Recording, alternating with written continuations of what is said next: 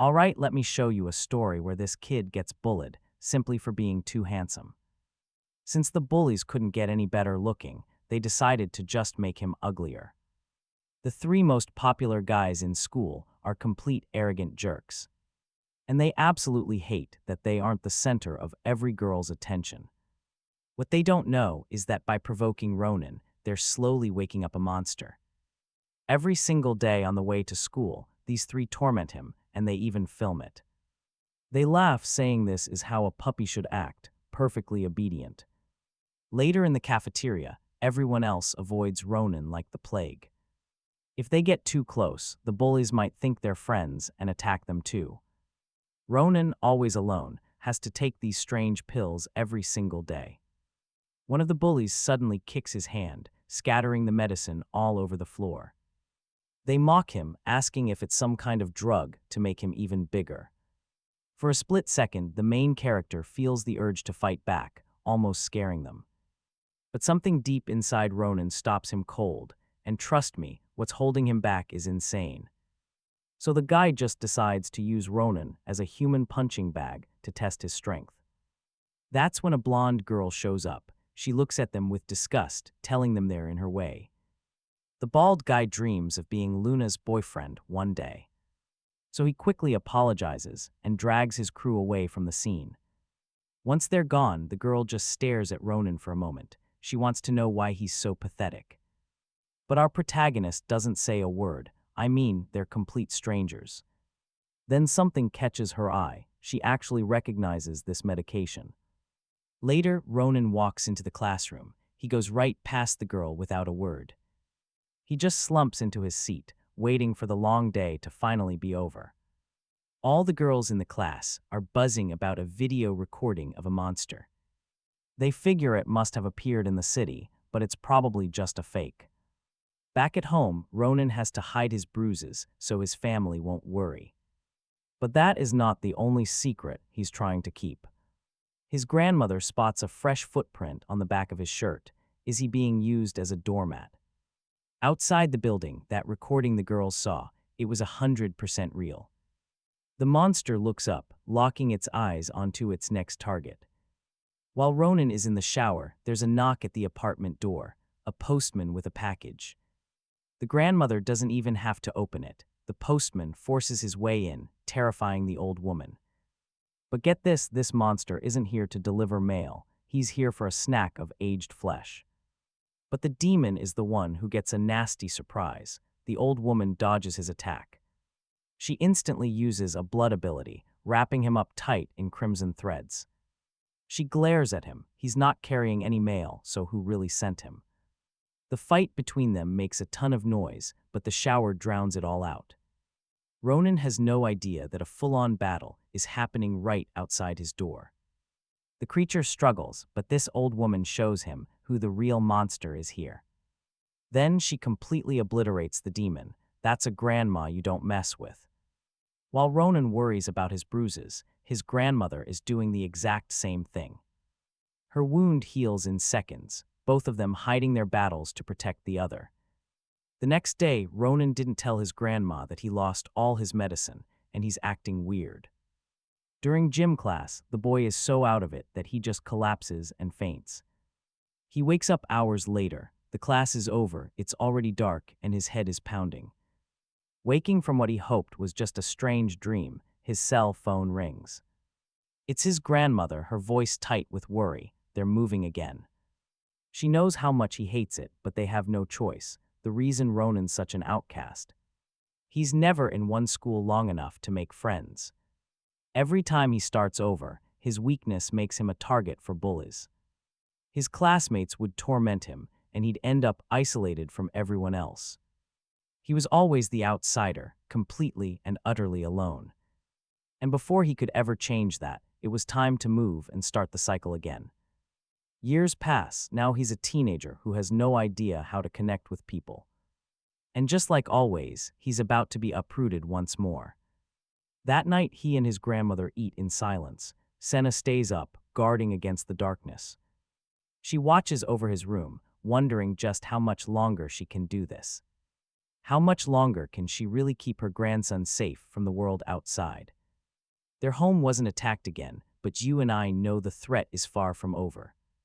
Elsewhere, abyssal creatures crawl up from the depths of hell. A truck driver looks up from the road, sees a demon ripping out its own eyes, and swerves. He crashes hard into a barrier, frozen in shock as more creatures swarm his truck. By the next morning, the monsters have arrived. The building's doorman is feeding a small kitten when a truck pulls into the garage. With its sharp senses, the kitten feels a dark presence from the truck and panics. It scrambles away, scratching its caretaker out of pure terror of what's behind him. And of all places, this is the building where Ronin and his grandmother live. The doorman senses something is off as the truck driver opens the back. Inside, we see Ronin, just having a normal breakfast on his last day of school. But Senna feels it too, a strange, dangerous presence getting closer. She gets up, telling Ronin he needs to leave for school early today. She has an appointment. Really, she's just kicking him out of the apartment. He doesn't get what's going on, but he listens, heading for the elevator to go down 12 floors. Just as the doors open, a group of delivery men are walking past. A trail of black smoke follows them, carrying a scent that feels strangely familiar to Ronin. It stirs something in him, though he can't quite figure out what it is. He watches them walk away, a weird feeling settling in his gut as he steps into the elevator. Now in front of apartment 21101, the delivery men ring the bell. And on the other side, his grandma is waiting, ready for a fight. Downstairs, Ronin passes their truck and, curious, he glances inside. He's wondering what kind of delivery needs so many people all at once. But to his shock, the truck is completely empty, not a single package. So why were they all headed upstairs? Suddenly, a massive crash echoes from above. A body is thrown from the top floor, smashing down hard into a tree. Ronin is terrified. Is that person okay? He has to do something. He turns and sprints back to the building, but the elevators are dead. With no other choice, he takes the stairs, running up as fast as he can. Inside his apartment, the delivery men are attacking Senna. She'd been holding back, hiding her true strength to keep her grandson out of it. Not anymore. Trust me, now we're about to see her true power unleashed. These things have no idea. Against her, but being cornered only makes her furious. When they're defeated, the creatures just dissolve into smoke, no bodies left behind. But one last monster lunges for her grandmother and actually lands a hit. Stumbling back, she starts unleashing her threads to counterattack. But wait, this last one is different. It's not ordinary at all. Its whole appearance is strange. Is that a Shinigami?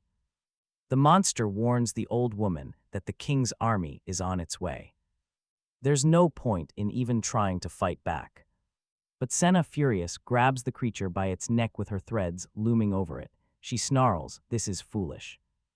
The monster, now irritated, strikes back at his grandmother, demanding to know where the key is. Yeah, that's what they're after, the key. The woman who seemed so unstoppable is now getting pushed back by this thing. With a roar of anger, Senna surprises the monster, wrapping it up from behind with her threads. She manages to wound the creature and screams, "Who the hell is this king?" Meanwhile, Ronin is desperately racing up the stairs, trying to reach the top floor. His heart feels like it's about to explode from the sheer effort.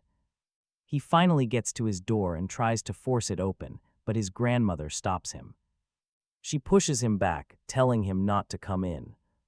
Pay attention, because that one moment of distraction gives the demon the opening it needed to pierce her chest. Ronin, still behind the door, keeps trying to get inside. Senna retaliates, ripping the creature's entire arm clean off. The monster puts it together. Maybe the key is the child behind the door. That's why she's so desperate to keep him away. As it realizes this, Senna becomes even more enraged and unleashes her power. Basically confirming its suspicions, she grabs its head and declares that anyone who knows too much must die. Outside, the doorman notices blood on the trees. And back at the apartment, a monster attacks Ronin from behind. His grandmother had just taken down the other creatures, but her own injuries looked critical. And then another monster walks into the house holding her grandson, Ronin, hostage. The lady says nothing, so the monster taunts her, asking if this child is important. Senna just begs it to leave him alone, saying she'll go quietly. But the monster knows better than to trust her, holding its blade to Ronin's throat. For the first time, Senna reveals her true power in front of her grandson. Ronin is stunned, but the monster sees her hesitate and slices off Senna's arm. Ronin screams and bites the monster's arm, tearing off a piece of its flesh. The creature just flings him away, and he slams hard against the wall.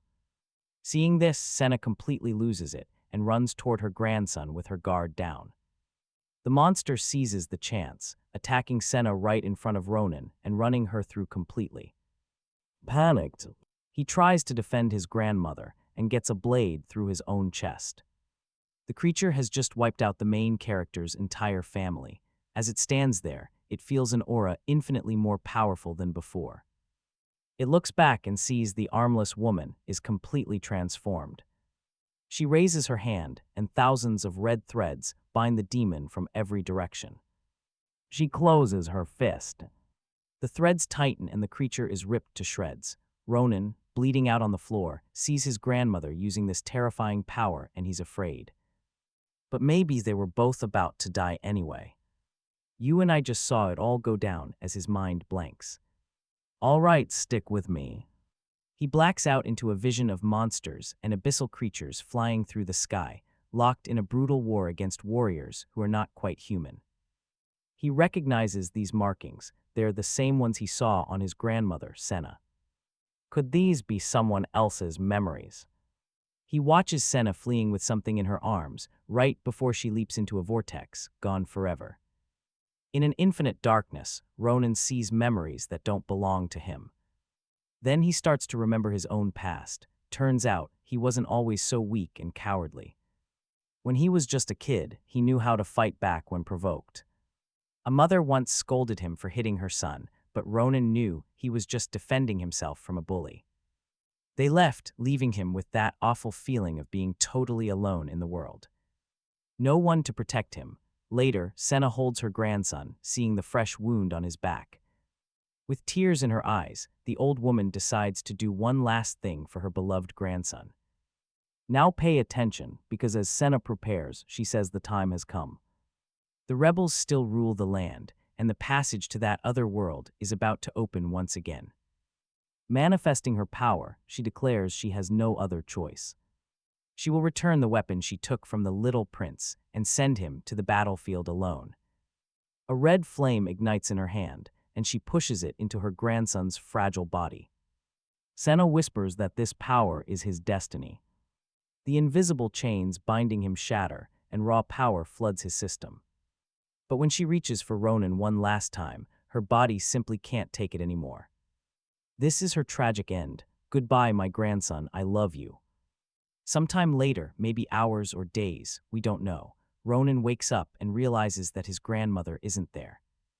I think we all saw this coming. He's alone, with no memory of what happened. He goes to the police station to report that his grandmother is missing. Ronin returns to the police station over and over, trying to get some information, anything to find out what happened. It's like she just disappeared without a trace. He tries to explain to the police that a monster is responsible, that this creature must have kidnapped her.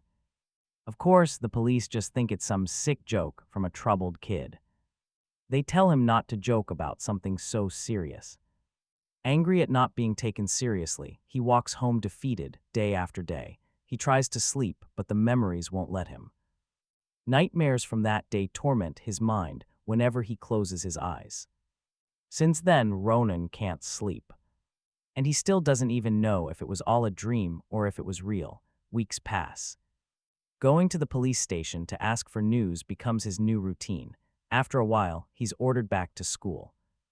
Leaving the principal's office, a classmate is shocked to see him. She asks if he's okay after being gone so long. In that moment, he gets a bad feeling, but he doesn't know why. Later in gym class, he was always the weakest. But to everyone's absolute shock, he's suddenly faster than all of them. It's like he's a completely different person. The others can't even keep up now. That feeling of being watched never went away, and he couldn't figure out where it was coming from. Even later, walking the halls, he feels that same sensation. Someone is watching, trying to find out who it is. He meets Luna, the prettiest girl in school. And you and I both know this meeting is no coincidence. She asks if he needs anything. He says no, and they just walk down the hallway together.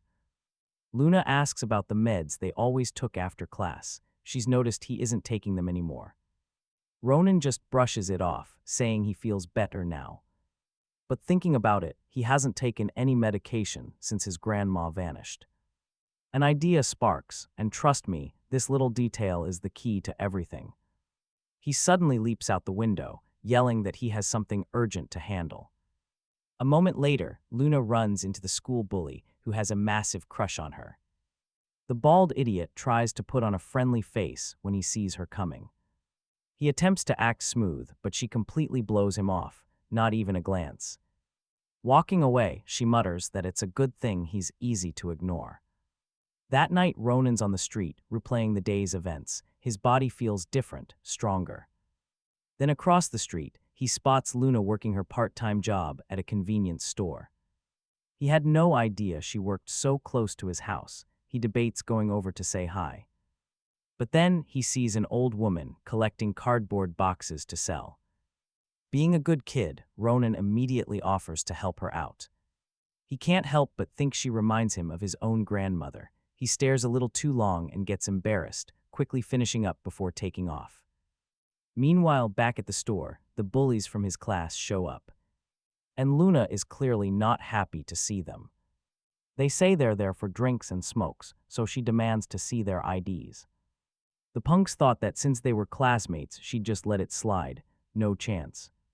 Furious, the leader threatens to beat her up later for refusing. But his friend whispers a warning. The main school bully likes her. Mess with her and you die. They get kicked out empty-handed. As the blonde one fumes, his buddy points out the homeless lady across the street. An idea forms. The boys approach the old woman, offering her cash to buy the booze and cigarettes for them. But even though she's poor, the lady refuses. She tells them young boys shouldn't be smoking and drinking. They get angry, yelling that since she's poor, she should just shut up and take the money. But Ronin is nearby. He sees it all. He sees them disrespecting the woman, who reminds him of his grandma, and something snaps. He pulls the lady away from them and tells her to go.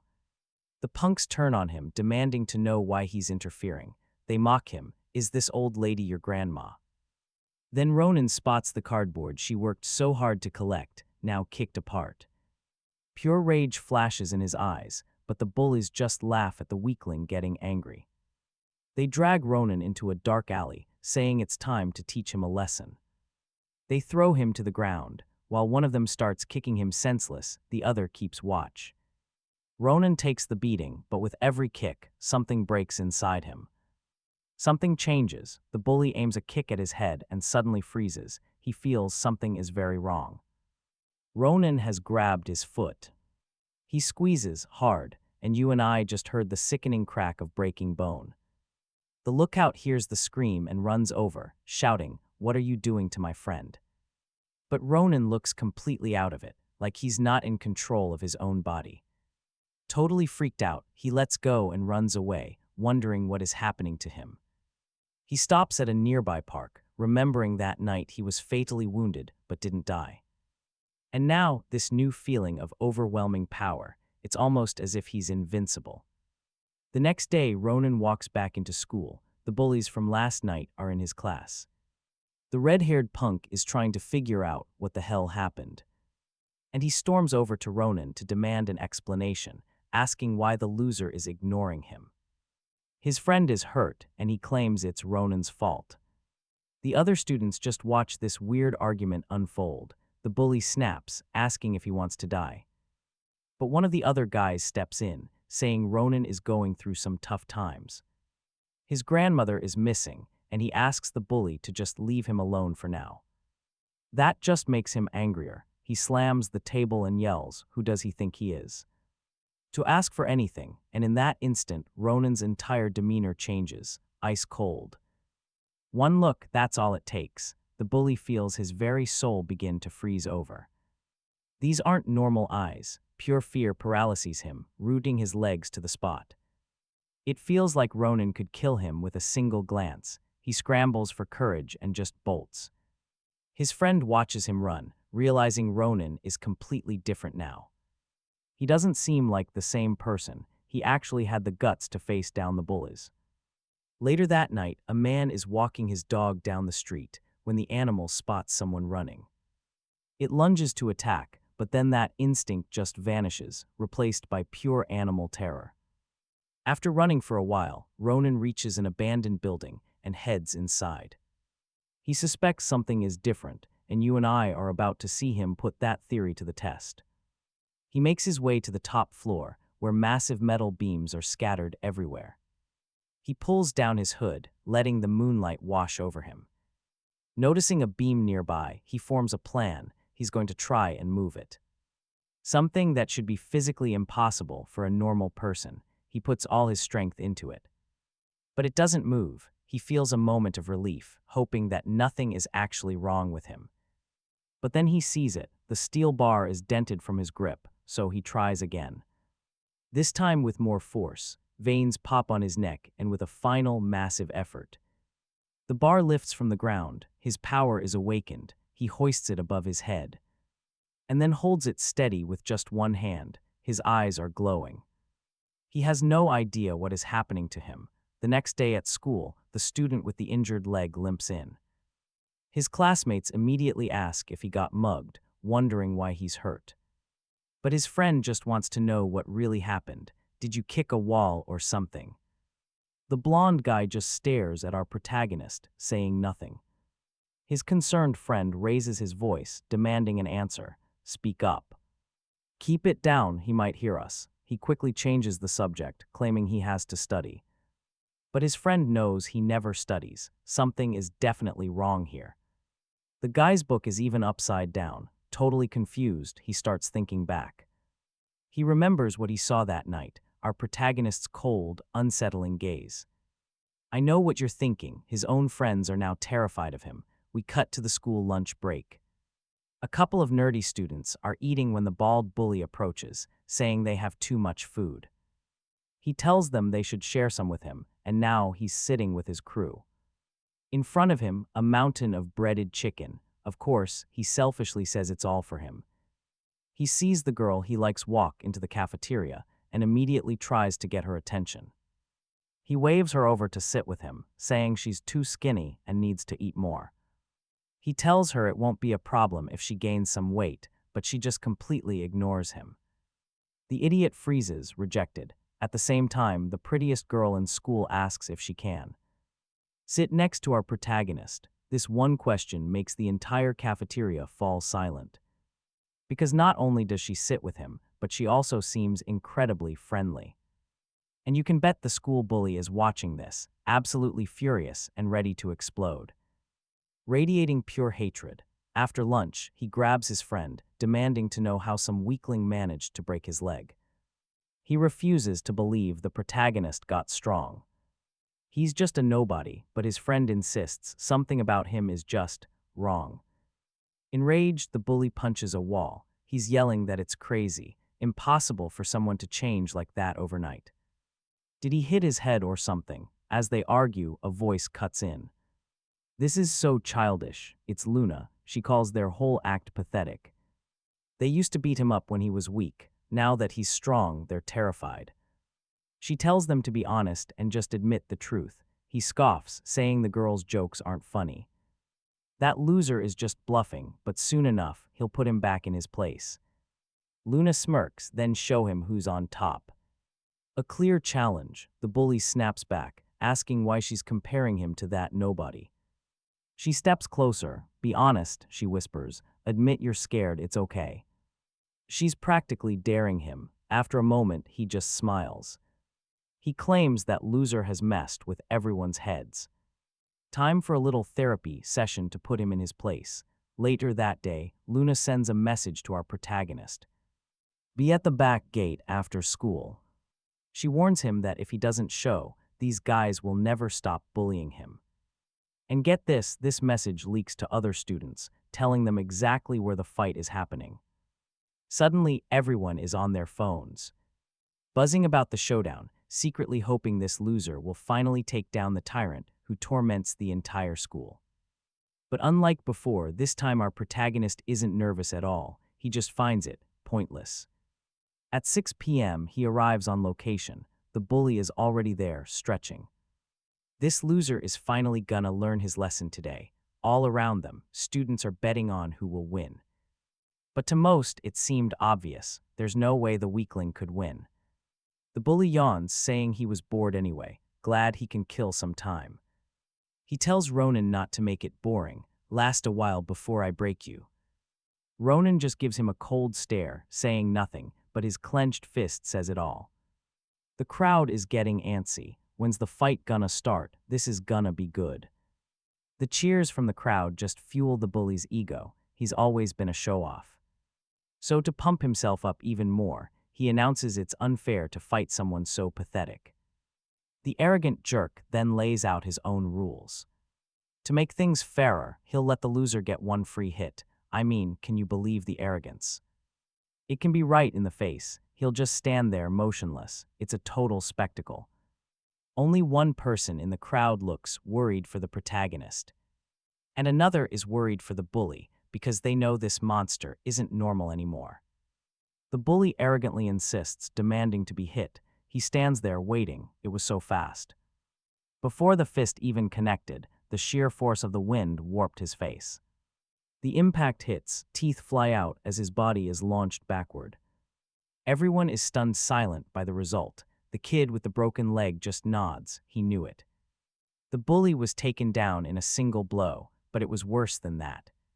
He flew clear over everyone's heads before crashing to the ground. For a second, they think he's dead. But our protagonist roars, "Get up!" He grabs him by the shirt. "Get up, you idiot." We haven't even started yet. The entire crowd is frozen in horror. This was the complete opposite of what they expected. His gaze was pure fury, his fist now stained with blood. You and I just watched a victim become a monster. He got what he deserved. The bully on the ground pleads for help, but the protagonist tells him not to be afraid. He's not here to kill him, just to teach a lesson. His voice is so cold it literally freezes on the guy's face. Are you cold? I am. And while all this is happening, you and I see the prettiest girl in school watching. From the rooftop, she just says this was all part of the plan. The outcome was exactly what she wanted. That night, things get weird. Some kind of creature is trying to force its way into a house. Meanwhile, our hero is heading home but gets stopped by his friend, warning him he forgot his backpack at school. He asks if Ronin is okay, saying he's changed. Changed a lot in a very short time. Those words make Ronin think as he walks home. Has he really changed? He thinks about what he did today. He didn't like being violent, but he definitely doesn't regret it. Back at the apartment, the creature is hunting for something. Then it's startled by someone opening the door. When Ronin flicks on the light, he doesn't notice a thing. But the monster is right there, hiding on the ceiling, just waiting for the right time. He seems distracted, and now watch, the creature makes its move. But our hero knew it was there the whole time. The demon asks who he is. And Ronin asks the exact same thing right back. Then the fight explodes. The house is torn apart, but Ronin doesn't take a single hit. With that ice-cold stare, he dodges every attack and grabs the creature. And effortlessly shatters its arm. The demon screams, he's not human. Hearing this, Ronin just rips the arm clean off. The creature panics and flees. It smashes through the window, thinking it's safe, but our hero doesn't hesitate. He dives right after it, jumping off the air conditioning units on his way down. And he lands a devastating strike. The creature slams into the ground hard. It hits the street below, and he sees that it's still alive, but it's badly hurt and should be easy to track. The demon can't process who he is. It has to report this to its leader immediately. There's no way a human should be like this, but as it runs, it's ambushed again by those cold eyes. Honestly, that creature is just as shocked as we are. Its attacks do nothing. Ronin is on a whole other level now. He calmly watches it flee, then grabs an umbrella. With his new strength, he takes aim and hurls the object like a spear. The monster didn't even see it coming. The umbrella was moving that fast. The impact was so powerful, it pinned the creature straight to the wall. Then Ronin casually walks up, holding the umbrella. He asks, "Why were you here?" "Who are you? What did you want?" With no choice, the monster says it's here for Sana. That name makes Ronin flash back to the day his grandmother was attacked.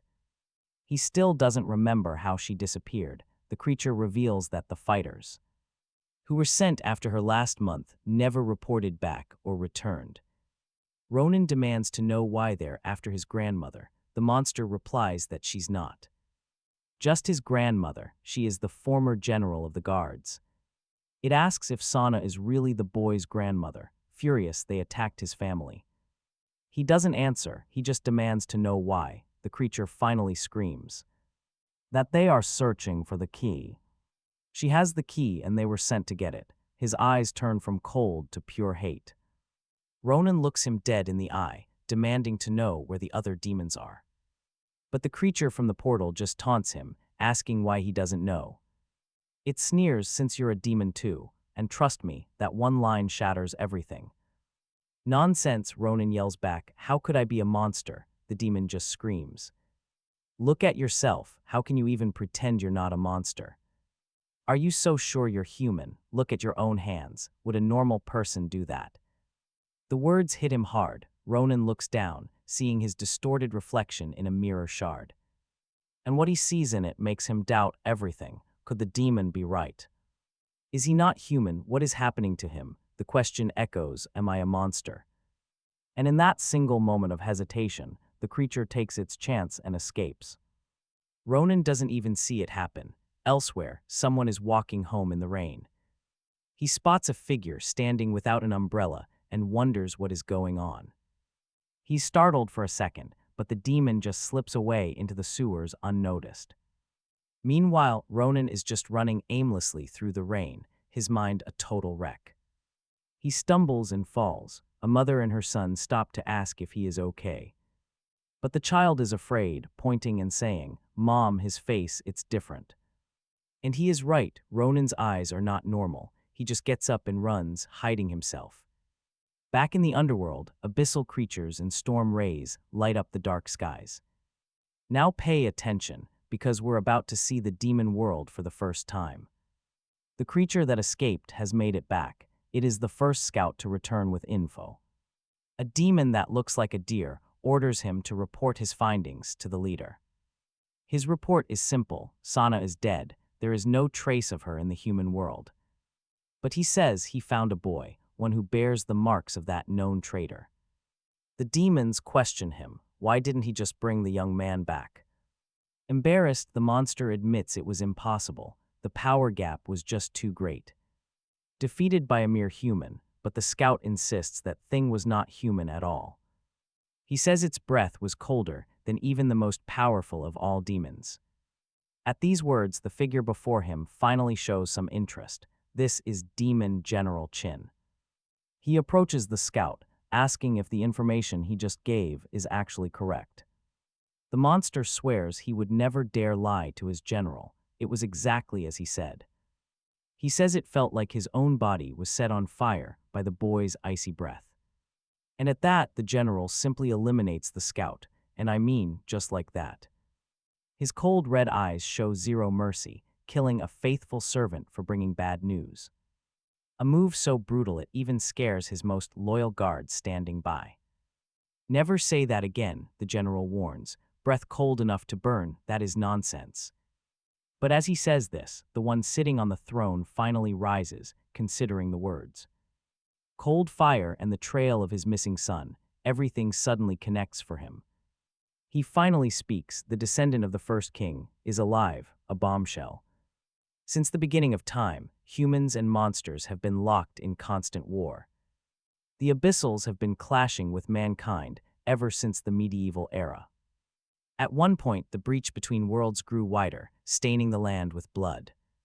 Then, after a brutal war, all the passages to the human world were sealed shut. Millennia passed. For humans, demons became nothing more than ancient myths and legends. But no matter how much time passes, borders like those will eventually crack again. And you and I both know all those sealed entrances are about to burst right open. With humanity on the brink, we return to our protagonist, who sprints towards the police station. The police have found something, footage of his grandma, filmed after she went missing. It's definitely her. The officers then ask if his grandmother was sick. The reason: she was filmed in an area known for its traditional medicine shops. That one detail triggers a memory, the strange medicine his grandma always gave him. Those little black pills from the start of the story. He immediately asks the police for help. He has the address emailed to him and rushes to the location from the video. His logic is simple: if his grandma was buying specific medicine from someone there, then maybe that person knows something more, and after searching for a while, he finds it, the exact shop where his grandmother bought those black pills.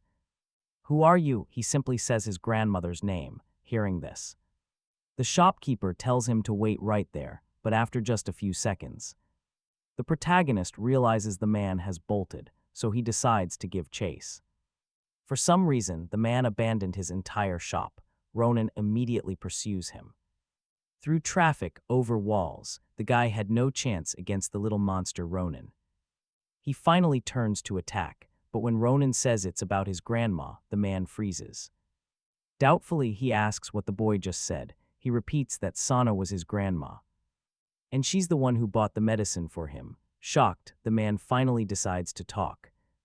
Pay close attention, because this is where everything gets turned on its head. The pills are designed to stop demonic powers from surfacing. He explains that demons who escaped the underworld have weaker powers here. They take this medicine to disguise themselves and live among humans undetected. The implication hits Ronin like a truck. If she gave him this, is he a demon too? Meanwhile, the merchant wonders, could this be the child Sana brought through the rift?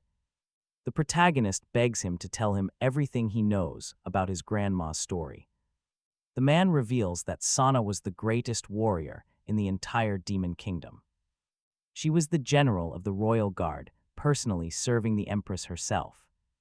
But one day, an act against the heavens took place. The king's own younger brother, a man named Kum, had raised an army and invaded the palace, and with that, the dark days began. So many warriors tried to protect the king, only to become nothing but ashes, lost forever. In the end, both the king and queen fell.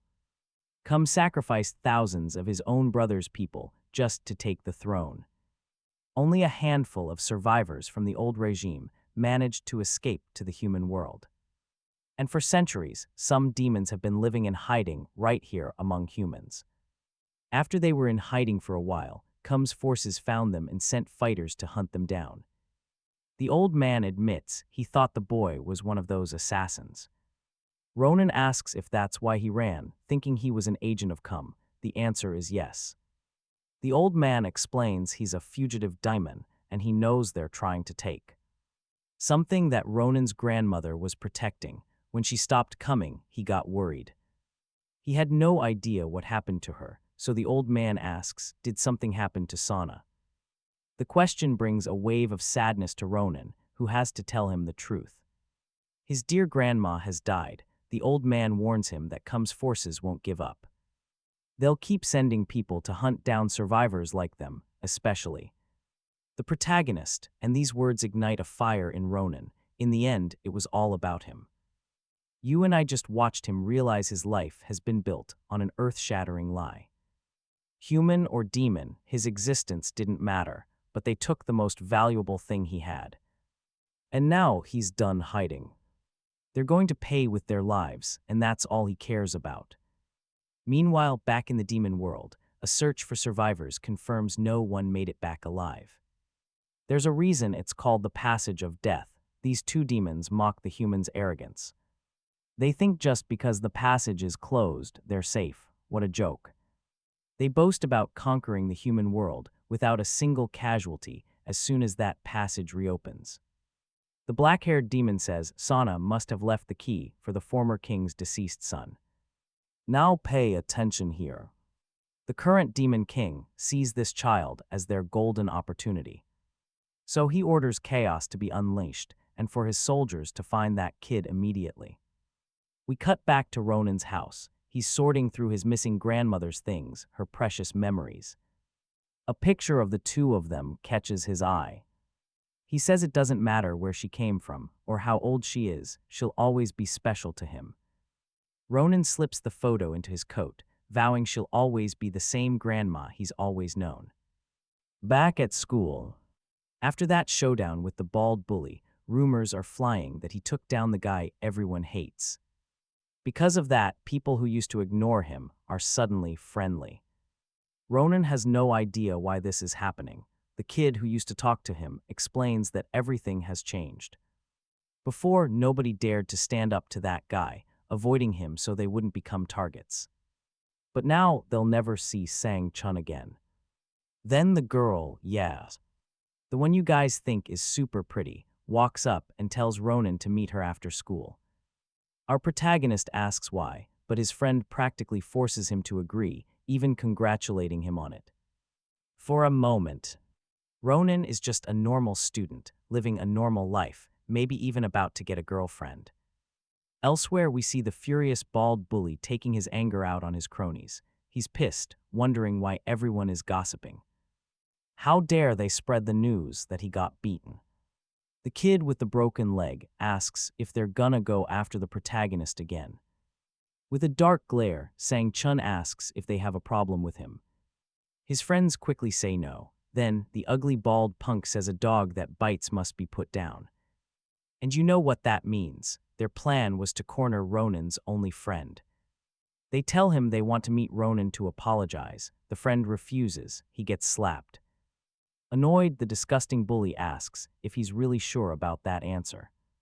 He lands a few more punches to the gut to help convince him to obey. Finally, the last argument was aimed for his hand, but to his shock, something unexpected happens. Even after being humiliated, the boy fights back, trying to land a punch on the bully's face.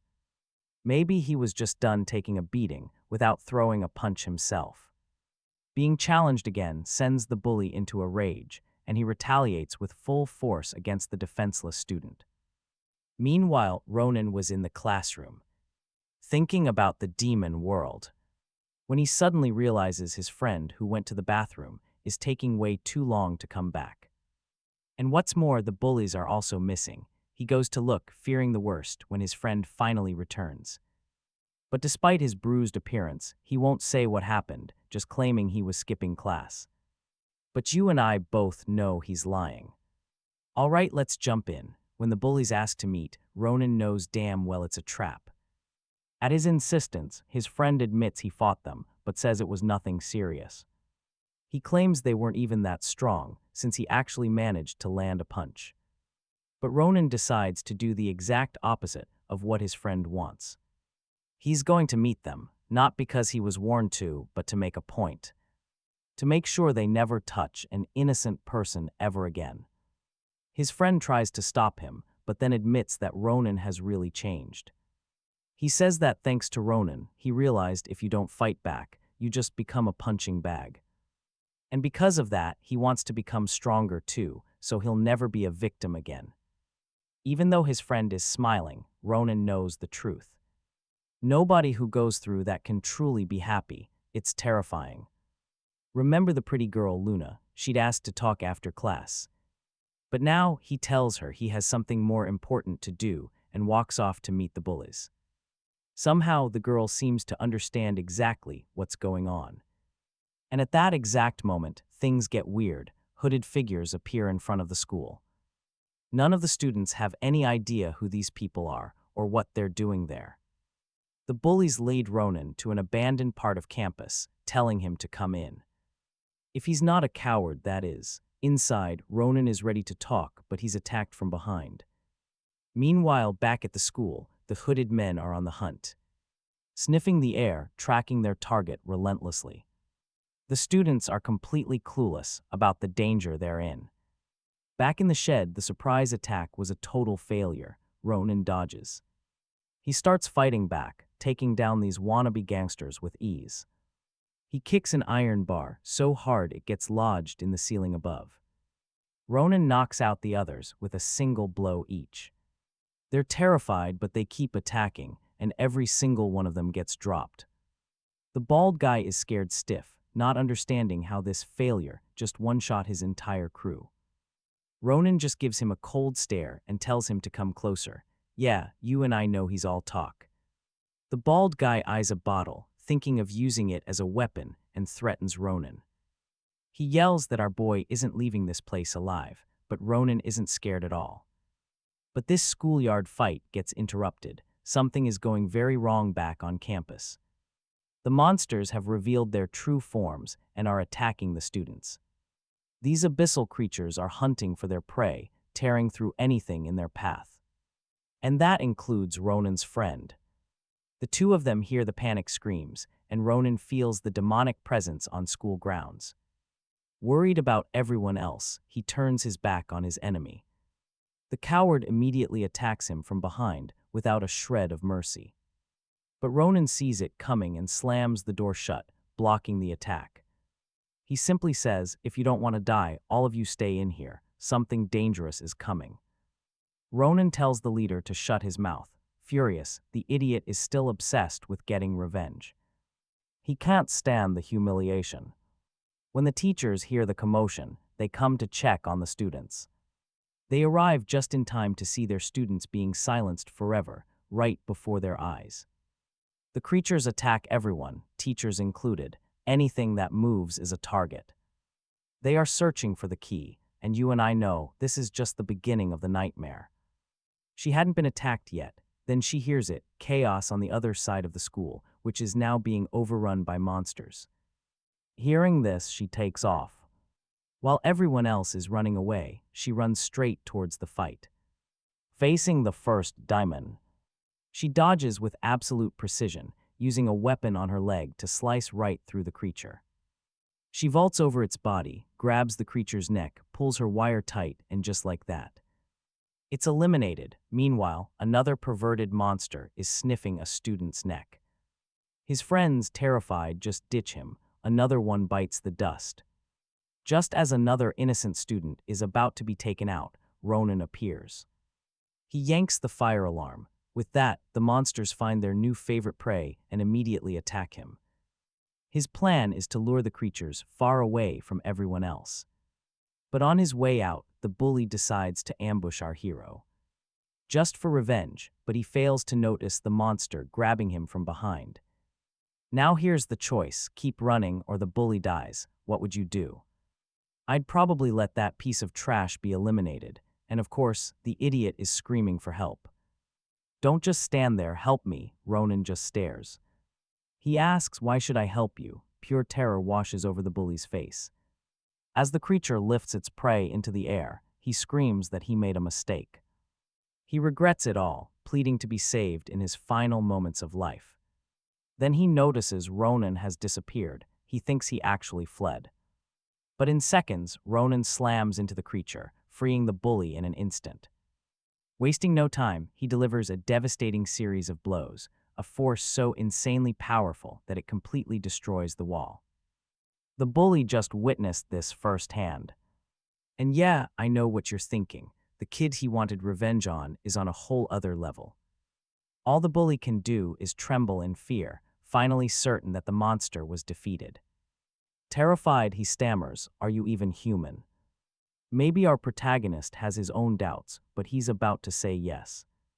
But before he can answer, another monster gets thrown against the wall. It's the girl from before, in a constant, beautiful battle against the creatures. Ronin just stares, wondering how she can possibly be that powerful. The girl finally turns her attention to the two of them, just standing there. Her words, "Why are you two so useless?" Then she leaps up and stomps on the bully's face, knocking him out cold on the ground. She tells Ronin that she will handle all the monsters still inside the building. He needs to escape and lead the rest of them away. At first, Ronin is confused. She calls him an idiot, asking if he seriously hasn't realized the monsters are only after him. If he leaves, the horde will follow. At that moment, our hero has a ton of questions, but dozens of monsters appear in the hallway. She screams at him to run to the school gym now. Determined, he jumps straight out the window and sprints towards the gym. When he gets there, he looks back, wondering why nothing is following him. To his surprise, they all start leaping out the window after him. With so many attacking at once, he can barely defend himself. He gets pinned down, disgusting drool on his face, until the girl's wire saves him. They're pulled away and eliminated, which leaves the one question we're all asking: who is she? And just how she can fight so well against these monsters. But Luna says those questions have to wait. They have much bigger problems. The monsters have started pouring into the building, swarming them. Now there are dozens of them, and the two are completely cornered. Then the creatures start to merge, transforming into a single colossal beast. It's a terrifying creature, covered in eyes. This gives them just enough time to hide. As the monster is distracted, Ronin has no idea how they're gonna fight that thing. But Luna's got a plan, and she quickly tells him what to do. A second later, the monster hears the girl, taunting it from across the gym. She's yelling that it's hideous and loud, and it works. The monster attacks. That massive hand swings down, intending to crush her in a single move. But she dodges, making a giant curtain fall right on top of the monster. With the creature blinded, she looks up and yells that it's his turn now. Ronin, hanging from the ceiling, rips a huge piece of iron from the structure. He drops down onto the monster, using the giant sheet to guide his attack. Meanwhile, back in the main school building, all the students have been wiped out. A different, darker monster walks the halls, holding a student in its arm. Peering through a window, it notices something happening inside the gym. Maybe that's the one it's been looking for. Back on the court, the giant monster has finally been defeated. It's impaled on the ground by a massive metal beam as Luna and Ronin watch. The protagonist asks if his grandmother turned to ash just like this demon did. Luna just tells him they need to find somewhere safe to hide. But before they can leave, Ronin hears a scream, and yeah, we all know whose voice it is. He rushes toward his friend, asking what happened, why he's bleeding. Luna notices the shadows at their feet, warning him that this darkness isn't normal. He brushes her off, then his friend starts screaming out in agony. Ignoring her warning, Ronin tries to help his friend up. But just like the girl said, it was a trap. A shadow looms behind them. A demon appears, ready to strike, and pierces its giant hand through both boys. Luna screams Ronin's name, but it's too late. They both collapse to the ground.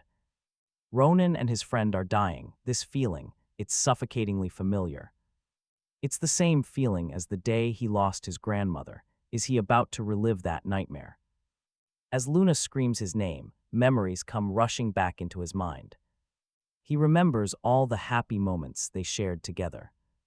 Every single memory that used to warm his heart. On his birthday, all he wished for was to live happily with her forever. But now, those happy memories are just a terrifying reminder of what he's lost. He reaches for her arm one last time, only to watch her turn into ashes. Before she vanishes, she tells Ronin he must protect the entrances to the other world. That memory, that rage, it awakens something. Trust me, you are not ready for this power-up. Blue flames erupt from his entire body, shocking the demon. Even Luna is terrified. They both know this is not the same Ronin from before. With a single step, he freezes everything solid around him. His icy breath is cold enough to freeze the very soul of any demon. With one final blow, he shatters the creature into dust, and just like that, it's over. But then he collapses, and you need to see this. He wakes up much later in a totally unknown place. His wounds are treated, and the bed smells incredible. Wait, did she bring him to her own bed? He gets out of the room, walking through this ridiculously luxurious house, when he notices them. Solid steel bars on the windows. He passes through one door only to find something even crazier. A complete arsenal with every weapon imaginable. Yeah, this house is definitely not normal. Isn't this a little overkill? Suddenly, he hears footsteps approaching. Someone's coming. Watch closely. He lurks in the shadows, grabbing an axe, ready to attack whatever comes near. He's prepared to eliminate anything, but the thing that appears isn't a monster, it's a beautiful girl. Is he really going to strike her down? A few minutes later, he's just staring at the wall. Specifically at a suspiciously shaped painting. When she's finally ready, she comes downstairs. Our main character has only one question running through his mind. Who is this girl? And how the hell can she fight so well? Luna just says that, to be honest. She was pretty sure he would have died that day, even after treating those injuries. She still thinks he could drop dead at any moment. She sits on the couch, saying it's amazing. It's amazing he's even alive. Our hero says he can't remember a single thing that happened. The girl, striking a rather distracting pose, says it's probably better he doesn't remember. After talking a little longer, Ronin finally thanks her for saving his life. But she points out that just a little while ago, he was about to attack his savior. Our demon boy quickly wants to know what happened to his friend, Yunyang. The friend who was stabbed in the chest, right there alongside him. Luna just smiles, saying she knew he would ask about that. She replies that he's fine and being treated in a totally safe place. Our hero can't believe it. He asks if it's really true. She says yes, and Ronin just starts breaking down crying. He couldn't care less about appearances. It's just a wave of pure relief. The girl seems completely baffled by this emotion, just watching him cry. Then Ronin's expression completely changes. He asks, "Who are you, Luna? Really?" Okay, I know what you're thinking, and yeah, this stare-down is intense. They stare at each other for a few seconds in total silence. After an awkward pause, she stands up. She's hungry, she says, and how about a race before they eat? Ronin is speechless. Then the girl says it's his fault, she hasn't been able to eat since last night. She gets up and prepares to leave, but he says he's leaving. She yells, "What are you doing? Where are you going?" Ronin tells her he can't just stay in a house with someone he doesn't know. But Luna steps in his way, telling him his condition is way too sensitive. He can't leave. There's no guarantee he'll even survive until tomorrow on his own. He's only leaving this house if he can get past her first. Ronin gets irritated. He throws a punch, aiming for her face, but the movement reopens the wound in his chest. Her look is fierce. "See," she says, "that's exactly what I was talking about." She throws him to the ground, asking if he honestly thinks he could defeat her even if he was healthy. He tells Luna his grandmother died, that his entire family is completely gone now. And now his friends from school are all injured because of him. Luna makes one thing clear. From now on, she'll be his guardian, a choice that absolutely stuns our hero. Luna warns him that as of now, he's her guest. She even prepared something for them to eat. But it sounds like whatever she was making is now actively on fire, and it really looks like. Everything got completely burned, so dinner's off. The girl just starts complaining. She'd been so busy helping someone, she hadn't eaten since yesterday. And now, when he finally whips up a special meal, she burns it while he's arguing with someone else. Mortified, Ronin asks if she has any ingredients left. Then our hero reveals his true superpower, his insane cooking skills. Forget the battlefield, this guy is a god in the kitchen. In just a few minutes, he prepares a feast for them. He casually mentions his grandmother taught him to cook so he could always be independent. Luna, intrigued, asks if he was close to his grandmother. He replies with a simple, "Yes, very close." And you can tell our girl has no idea what that kind of closeness feels like, so she asks, what was she like? Now, while our two mysterious teens have a quiet moment, news of the attack is exploding across the world. That horrifying incident, it's gone viral. Videos and pictures flooded the internet. But just as quickly, the authorities scrubbed everything clean, leaving people to wonder if it was even real or just a crazy hoax. And here's where it gets serious, folks. In a high-level security council, they're plotting how to bury this information for good. Problem is, there were way too many survivors who could spill the truth. Plus, that one student who single-handedly beat those creatures is still out there. The shadowy leader of this organization then gives a direct order. He wants to meet this kid immediately. His full attention is locked on, without even knowing his name. We cut back to a much cozier, almost romantic scene. Ronin is sharing how his grandma was just an incredibly kind person with the purest heart. He admits he was a difficult kid, but she never once got frustrated with him. Just as he's about to say something heavy, Luna cuts in, telling him he's safe here. That one comment seems to completely fluster him. He stammers that he needs to go. So the girl asks if he isn't curious about what those creatures actually were. Ronin's mind flashes back. He realizes Luna seemed to know exactly what they were. And looking around at all the weapons in this place, a chilling thought hits him. He has to ask the question we've all been thinking: does this girl know about the demons? I don't know yet, but she's definitely hiding something big. She then leads Ronin to her front door, telling him it's time he went to a place where he'll get answers, and the strength he needs to fight back. After they cross that same bridge we saw completely annihilated at the start of the story, they finally arrive. It's the main defense organization against the monsters. A massive building with 3 giant video screens flashing on the roof. Ronin is confused, asking if this is really a secret organization. She just says that just because the group is a secret doesn't mean the building has to be. Inside, everything looks surprisingly normal, like a regular office building. There's nothing out of the ordinary. As they walk, Luna explains the history of this place and how they've been battling these creatures for centuries. The elevator doors are just about to close when a girl with purple hair and a blank expression slips in, carrying a guitar case.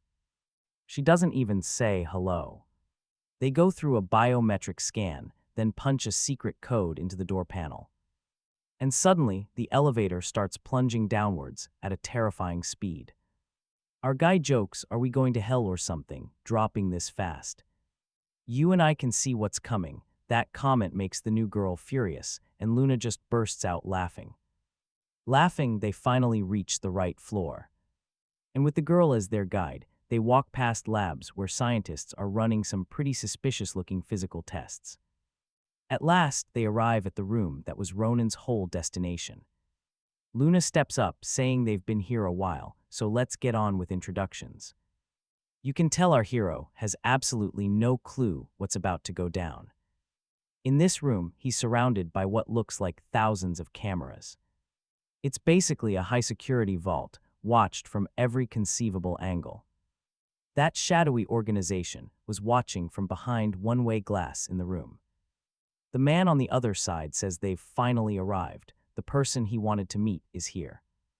While our hero is still absorbing the sheer scale of the place, the girl is getting ready. And with a look that spells trouble, she opens her guitar case, to the surprise of no one. It was a weapon. Now you and I knew that was coming. With expert skill, she assembles the gear. Ronin can feel the tension building, already guessing what's about to happen next. After she finishes, she aims it straight at him. Our protagonist instantly senses the danger. Luna, however, is completely shocked, questioning what on earth Aaron is doing. The girl just says she knows exactly what she's doing and asks why the demon didn't even raise his guard when he saw the weapon. Ronin is totally lost. He doesn't understand any of this, and Luna insists that this is not how things should be going. All the while, the mysterious man observes everything from behind the glass. Aaron says it's his own fault and then pulls the trigger. The magic blast passes incredibly close, but it was actually a light hit. Speed test, he passed. Then she opens up, firing shot after frantic shot. He moves like a blur, dodging every single projectile and closing the distance in an instant. With a single kick, his leg stretches out 3 meters long. This sends her shots flying into the ceiling, bringing debris crashing down. To dodge, they both jump back. A figure suddenly bursts from the smoke cloud, almost landing a direct hit. The girl starts spinning her weapon like a propeller, clearing the smoke away. She is dead serious about whatever it is she's trying to do. While she attacks, Ronin just keeps on dodging. He's wondering if he should even retaliate. I mean, if he loses control of his demon power again, will more people show up to kill him just like all the other demons? The leader watches the battle intensely, thinking he's amazing. His defense is absolutely remarkable, but there's one thing he doesn't get. Why isn't the boy attacking? No matter how hostile his opponent gets, he refuses to fight back. Lost in thought about the whole situation, Ronin is overthinking it. He's not focused on attacking, and his defense starts to slip. A surprise attack from the girl almost connects, but Luna dives in, blocking the hit. She's furious, screaming at the girl, asking if she's crazy and what she thinks she's doing. But Eren doesn't respond. She simply yanks her arm free and backs off. Then they notice something, the girl's hand. It's injured. Now what do you and I make of that? It changes things, doesn't it? The leader of the facility finally shows himself and comes to talk to them. He asks Ronin why he didn't show his real strength and why he didn't fight back. This attitude ticks Luna off all over again. She says he's being too hard on the kid. The leader simply replies that he needed to see how Ronin reacts to an ambush. And to make an attack unexpected, well, you can't exactly warn anyone about it. Trust me, you need to hear his reason for just dodging. He knew the girl would get seriously hurt. Looking at her with ice in his veins, Ronin confirms he's absolutely sure of it. But the leader isn't buying it, saying he's underestimating her. He points out that Ronin hasn't had his abilities long enough to be acting with so much confidence. The man then lays it out plain and simple. Demons have been trying to wipe out ability users like Ronin, Lei, Eren, and Lee Luna for a long time. So the leader hits him with a question. Is Ronin just going to sit there and wait for it to happen? Now pay attention. This was the leader demanding our guy show his true power. Luna tries to interrupt again, but the leader cuts her off. He promises to provide all the support Ronin needs to get stronger and survive the coming demon onslaught. But first, he has to prove his worth right here. While they're arguing, a woman appears, saying she needs to speak with the captain about a previous matter. With that, the captain says they'll continue this little chat later. But before he goes, Ronin asks a chilling question. Do all monsters deserve to die? The question throws the leader off, because for him, there's no debate. Cooperating with demons is not an option, period. After he leaves, Ronin and Luna are alone, and he notices she seems even sadder than before. As they're walking, they run into Lee Eren, a combat agent from M1. Ronin immediately compares Luna to her, saying they're basically the same, but Luna quickly disagrees. No way, that girl seems innocent and harmless, but then he reminds her how she used axes and chains against him. Luna insists she's not like that, but our guy has his doubts. He remembers that Luna's house was practically an armory, filled with dozens upon dozens of weapons. It was an argument not even our lovely blonde could deny. So she just ignores it and says, "That girl over there, she's the scary one, not me." Getting serious, Luna states that she never would have accepted that order, and as she speaks, they start getting closer. During their talk, a medical team passes by, transferring a patient. Ronin feels a strange pull, a sense of familiarity he can't quite place. Now let's pivot to the depths of the underworld, where a lone man trains. He wields his sword with such impossible force that his movements could probably slice mountains in half. And that single look tells us everything. This is Chin, someone with a deep-seated hatred for Ronin. As he trains, the king of the underworld himself pays him a visit. Chin immediately kneels, saying their time will surely come, but it's not here yet. The king agrees but adds that they're running out of time. Chin knows. He's aware of the portal, and he's certain it will open once again. After that grim scene, we cut back to the city in the human world. Ronin finds the old man from the market, who says he was just about to look for him. Ronin explains he's moved and is there for more of that medicine, specifically the suppressor for his demonic powers. He can't let the people he just met find out he has demon blood. He also wonders if he can even use his powers without being exposed as a target for demon hunters. The old man explains that he has to undergo special training to control that chaotic energy within him. And you and I both know what's coming. Ronin is ready to do whatever it takes. Too eager, things don't unfold that fast. Everything he wants will come to him. He just has to seek it out, and the old man will teach him. Later at school, we see Ronin talking with his friend, who's still alive. They mention the school is already being rebuilt. That night after school, Ronin is at his new place, living with Luna. He tries to sneak out, but she catches him, asking where he's going. She's like a suspicious wife. And he's like a cheating husband, saying he's just going out for a bit. He claims he feels suffocated and needs some air. But when he points out she's caring too much, she snaps back, saying she doesn't care at all. After their little lovers' quarrel, he leaves to meet the old man. For his energy control training, they head somewhere deep where they won't be interrupted. Deep in the underground of an abandoned building, they descend stairs into the city's depths.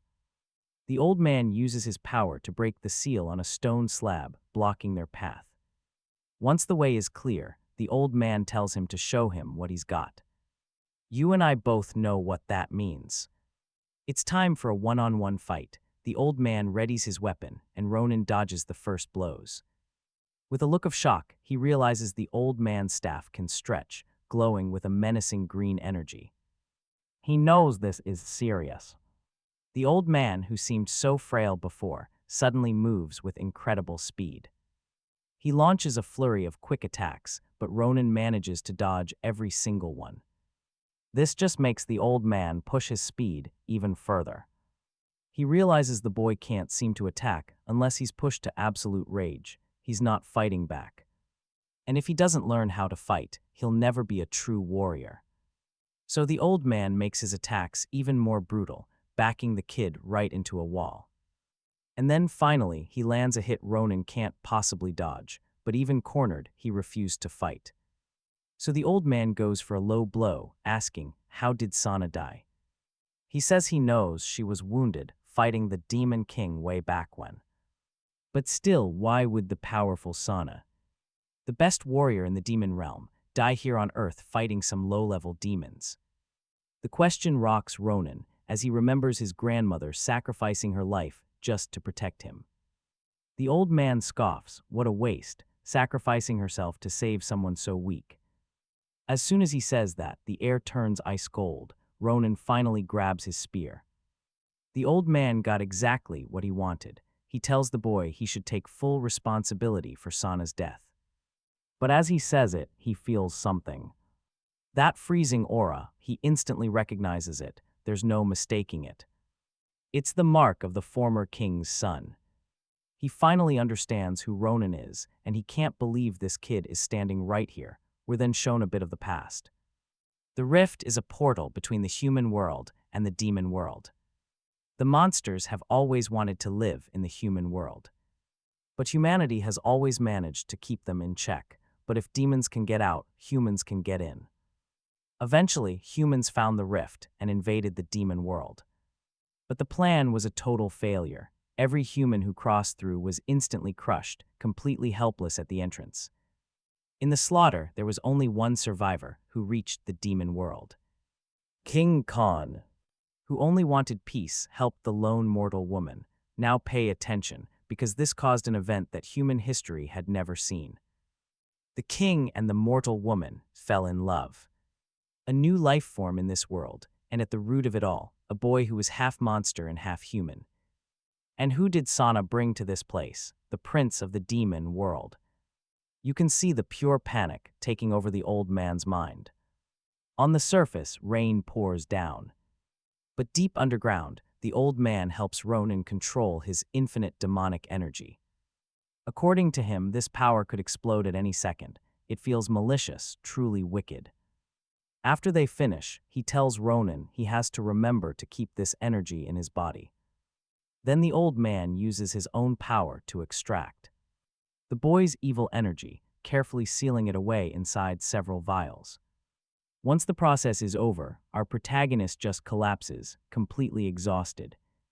The old man explains he can now use his demonic strength while hiding his mark.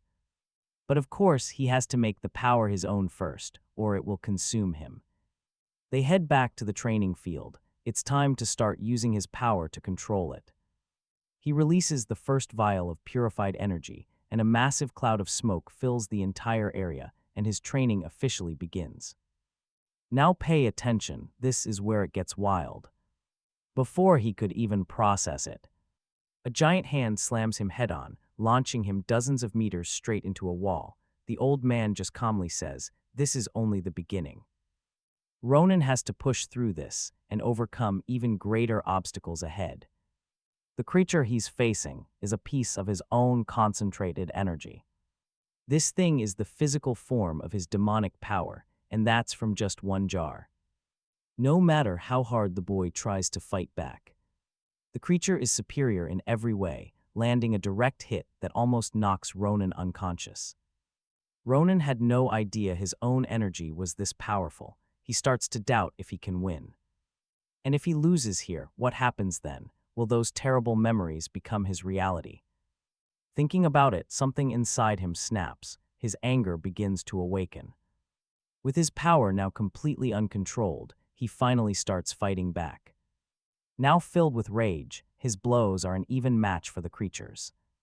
The old man, watching from outside to avoid getting caught in the crossfire, realizes the tide is turning. The fight is balancing out, but he knows everything inside is just an illusion, so there's no reason to be hitting that hard. Then he starts to get scared. Could the boy actually kill himself during a training session? Believing it's possible, he tries to open the training area to stop it. But Ronin's energy is so strong it's created a seal, preventing him from opening the door. Fear washes over the old man's face, this energy locking the door from the inside. It felt like it had the authority of a king. And now we see it. The one thing Ronin was missing this whole time was hatred. Inside, Ronin is slumped against the wall, completely defeated. His face shows just how exhausted he is. Our hero was about to lose the fight, and maybe even his own soul, but even beaten and powerless, Ronin hadn't given up. He refused to lose the fight. He was determined. So when the creature reached for him, he snapped back to his senses. When he finally regained consciousness, the old man was right there, waiting for him. He says he never expected something this extreme to happen. He didn't mean to push the boy so hard, admitting it's his fault, but Ronin holds no grudge. He just wants to know what happened. The man explains that this kid's power just went wild, and you and I are about to see Ronin train to prevent that same fate. But it happens again, he fails, he loses control, the cycle just repeats. Even though he's crushed, Ronin declares he won't give up, not even if he dies trying. He will master this power. The old man simply whispers back, asking him not to die. Now we jump to the demon underworld, where lightning rips across the stormy skies. The sea is furious and merciless. Inside his castle, the current king is waiting. He's waiting for a report. The demons tell him their world's food is almost gone. Basically, the demon world is dying, for them to have any chance of survival. They have to invade the human world, where resources are plentiful. But one of the demons questions their leader, asking how long they have to trust Shen's words. When will he finally open the portal to the human world? This doubt ignites the king's fury. The servant immediately drops to his knees, begging for forgiveness. As he leaves, the king tells him to send for Chen and to make sure he comes alone. This world won't last much longer, he thinks. The more he waits, the weaker his rule becomes. The messenger finds this man, Chen, standing right in front of the portal. He's there to deliver the message. King Kum is looking for him. The demon asks if that's a problem. Chen just says no, and even though this guy is the king's most trusted blade, the servant can't figure out what he's thinking, a fact that Chen notices immediately. The young man warns the servant that he has eyes and ears everywhere. He clawed his way up to become the king's right hand, using pure power. And a whole lot of bloodshed, so he warns the servant to be careful if he wants to stay alive. After leaving, the demon promises he'll keep that warning in mind. Now we're back in the human world, at our couple's house. They're washing dishes after a meal. Luna mentions it's been a week since Ronin started sneaking out every single night. Like a stray cat, she demands to know where he goes every day. Ronin just brushes it off, saying it's just a walk, but she's not buying it for a second. But even with the girl clearly worried, Ronin keeps his secret locked down tight. Luna says she understands that things are hard for him right now. But still, he shouldn't be keeping secrets from her in their relationship. Those words make Ronin ask, "What is our relationship? And yeah, I know you were hoping for romance too." After that conversation, our protagonist heads out for his nightly training. And this time, the cave is filled with vases hanging from the ceiling. Ronin says he's ready. The old man, with a dead serious look, starts dropping multiple pots all at once. As they shatter, the entire cave begins to fill up with a thick, ominous smoke. The master warns Ronin that all of this is being created by his own power. He must not lose control. From the smoke, strange creatures form and charge at Ronin. He dodges every single one of them. His focus is absolute. They attack again and again, but he evades or blocks every blow perfectly. He can see their movements clearly now, and he finally starts to fight back. The old man is stunned. It's only been a week, and his student's growth is monstrous. However, he notes that while Ronin seems to have surpassed the king's power, he can't get cocky. This is the legacy of the one who once ruled the very top of the demon world, after all. And now that power manifests as creatures surrounding him, each a different aspect of his strength. Speed, raw power, ice, a defensive barrier. And the eternal flame. You and I just learned these aren't monsters, they are all a part of him, so Ronin. With a deep breath, he declares he's ready to destroy them all, then charges forward. He attacks, but as he hits the creatures, they just dissolve instead of dying. They simply explode. He has no idea how to actually beat these mana creatures. The monsters were powerful, attacking from a distance. The battle that looked like an easy win is suddenly unbalanced. Ronin struggles to land a real hit, and the old man just watches. He admits the kid is finally starting to master his own power. Ronin starts using his surroundings, using the elements of the battlefield to defend himself. This creative thinking is earning him valuable combat experience, and he manages to land a direct hit on one of the monsters. Now Ronin finally gets his opening, shattering the creature's horn. By doing that, all the power that monster held flows directly into our protagonist. Now way more powerful, Ronin unleashes a massive area attack, spreading ice across the entire battlefield. You need to see this. He realizes this new power is way too strong as it freezes everything in sight. Even the old man watching from above is almost caught in the blast. Impressed and proud of the boy, he sees that he finally succeeded. While our main character was in secret training, Luna was also training with her own organization alongside other members. And not gonna lie, her training outfit is pretty distracting. She observes another girl who is clearly her rival. Also, she's gorgeous, we have to admit it. The goal of their training, be the first to reach the 10th floor of this building while overcoming every challenge. Luna is completely focused on the test. When the race starts, they bolt, competing fiercely against each other. The girls took off moving like total ninjas. Luna dashes along the walls while the other girl just climbs. Our blonde stops for a second to gloat that she's faster. But at that exact moment, the purple-haired girl uses some slick acrobatics to take the lead. Luna knows her rival won't accept defeat easily. While they're flying up the tower, the normal trainees are barely starting the climb at the bottom of the building. Then some girl who looks straight out of League of Legends with giant gauntlets joins the race. The cameras warn that using equipment is forbidden, but she could not care less. Our main duo continues their race to see who reaches the top first. The rival taunts Luna, saying she didn't expect her to be so slow. The rivalry between them is only getting more intense. The spectators love it, hoping it pushes them both even further. The leader of M1 is a man named Jiu. He asks about that boy from before. Where is he? Just then, one of his researchers approaches and says there's something he absolutely has to see. This is Professor Silva, the defense research manager of M1. She leads him to a boy lying in a hospital bed. He's one of the students from the school that was attacked. He's been recovering for a long time, but what really catches the leader's attention is the information in his file. The professor warns that something is very strange about him because when they found him, the boy was already dead. But as they cleared the school's debris, they suddenly detected signs of life from his body. So he was rushed in with the rest of the wounded. The leader finds this absolutely unbelievable and asks her to confirm. You and I need to process this. This person was dead and then he just woke up. She confirms it, explaining that he's currently on medication to keep him unconscious. If they stop the medicine, he'll wake up instantly. The head of M1, the department, says for now, they should just keep him under observation. But as they all leave, we see it. His hand moves. Another day passes. Then at night, our protagonist sneaks out for some secret training.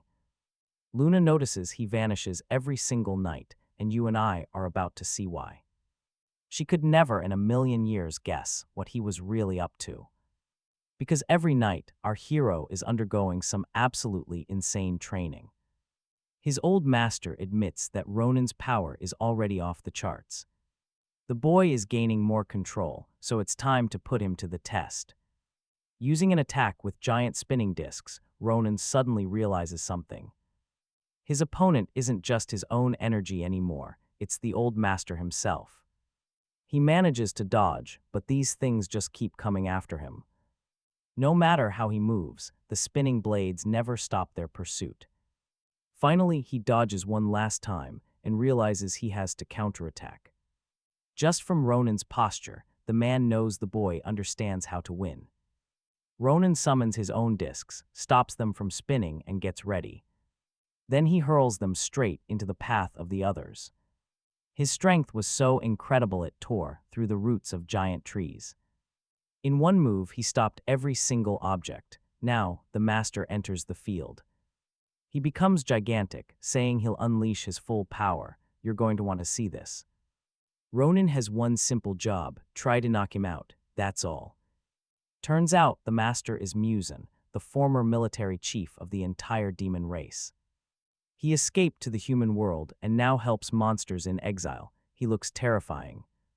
He grew even bigger, his skin now tough as rock. Ronin charges, aiming for his chest. But the attack just bounces right off. It had absolutely no effect. The old man grins. His turn. He slams a fist right into Ronin's chest.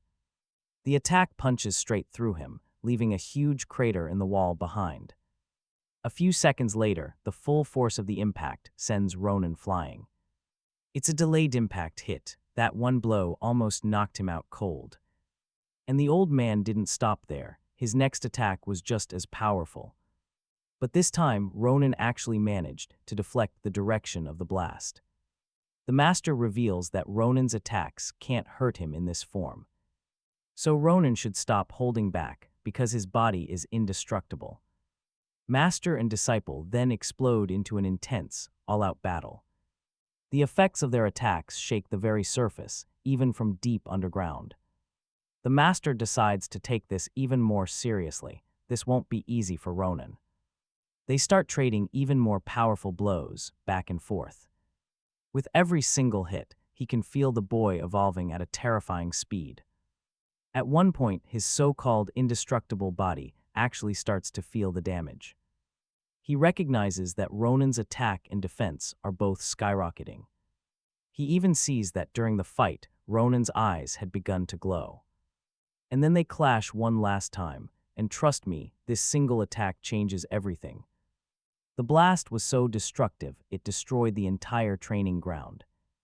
It even shatters the old man's transformation. That's when he understands. All this time, the boy was hiding his demonic power. that was just a small fraction. The next day, we see our most beautiful girl sleeping soundly in her bed. She woke up feeling amazing to a house that was sparkling clean and breakfast already made. Getting up, she sees everything is perfectly organized, leaving her completely stunned. Who knew he was such husband material? Turns out Ronin came home early and woke up before her to get all the housework done. She just has to sit down and let the future father of her 6 kids serve her. During their morning chat, Ronin mentions that he used to feel exhausted every morning, but lately, he's been feeling a lot better. Luna figures his nightly walks are probably the reason why.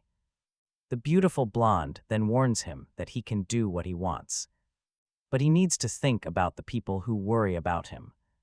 Our hero immediately asks if she was worried. Realizing what she just implied, Luna gets flustered and tries to backtrack. After stumbling over a bunch of nonsense words, she finally collects herself and comes up with a better justification. She claims she was only worried that if something happened to him, it would cause problems for her. That's all. Ronin just apologizes for making her worry. He says that after his grandmother died, he never expected anyone else would ever be concerned about him again. The sweet way he said it, plus that intense gaze of his, stirred up some weird feelings in Luna. She immediately crushes the imaginary roses blooming in her heart. She's a warrior, not some ordinary girl. Now that Ronin's feeling better, she tells him they're going to M1. Now pay attention here, because this is where his anxiety kicks in. Ronin catches his reflection and suddenly wonders if Luna saw his mark that day. He definitely transformed at school, so his demonic marking must have been visible. That one doubt starts eating him alive. So he asks Luna if the people at M1 know how to tell monsters apart from superhumans. The girl nods, saying there are monsters that look just like humans.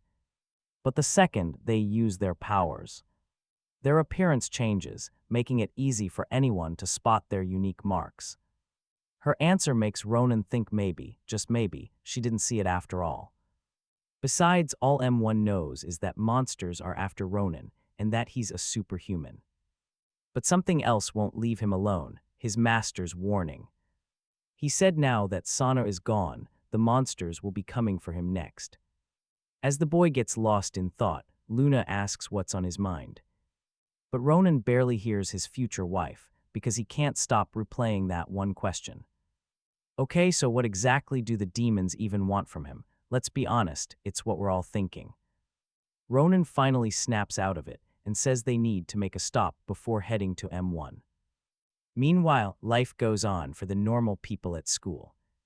The kid who used to be a bully was now trying to be friendly with the other students.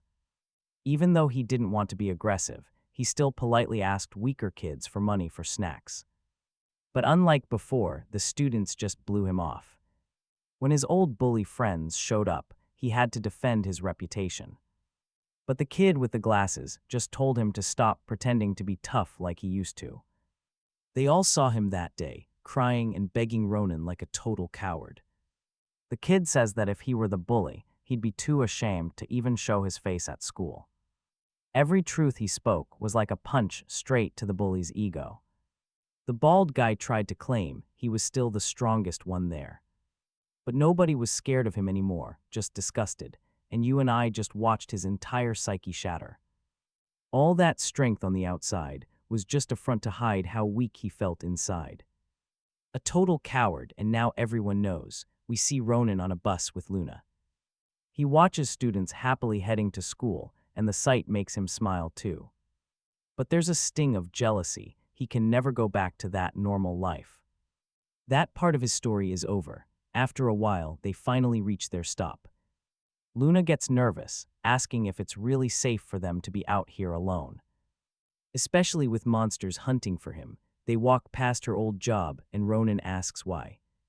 She brushes it off, saying the job was just awful, but Ronin knows better. M1 provides financial support to all its members, so he starts putting it together.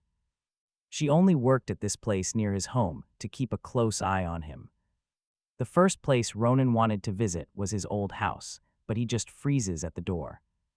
Luna notices right away and asks if he's okay. Our hero tries to hide his past. He just says he was lost in thought and that he needs to find something.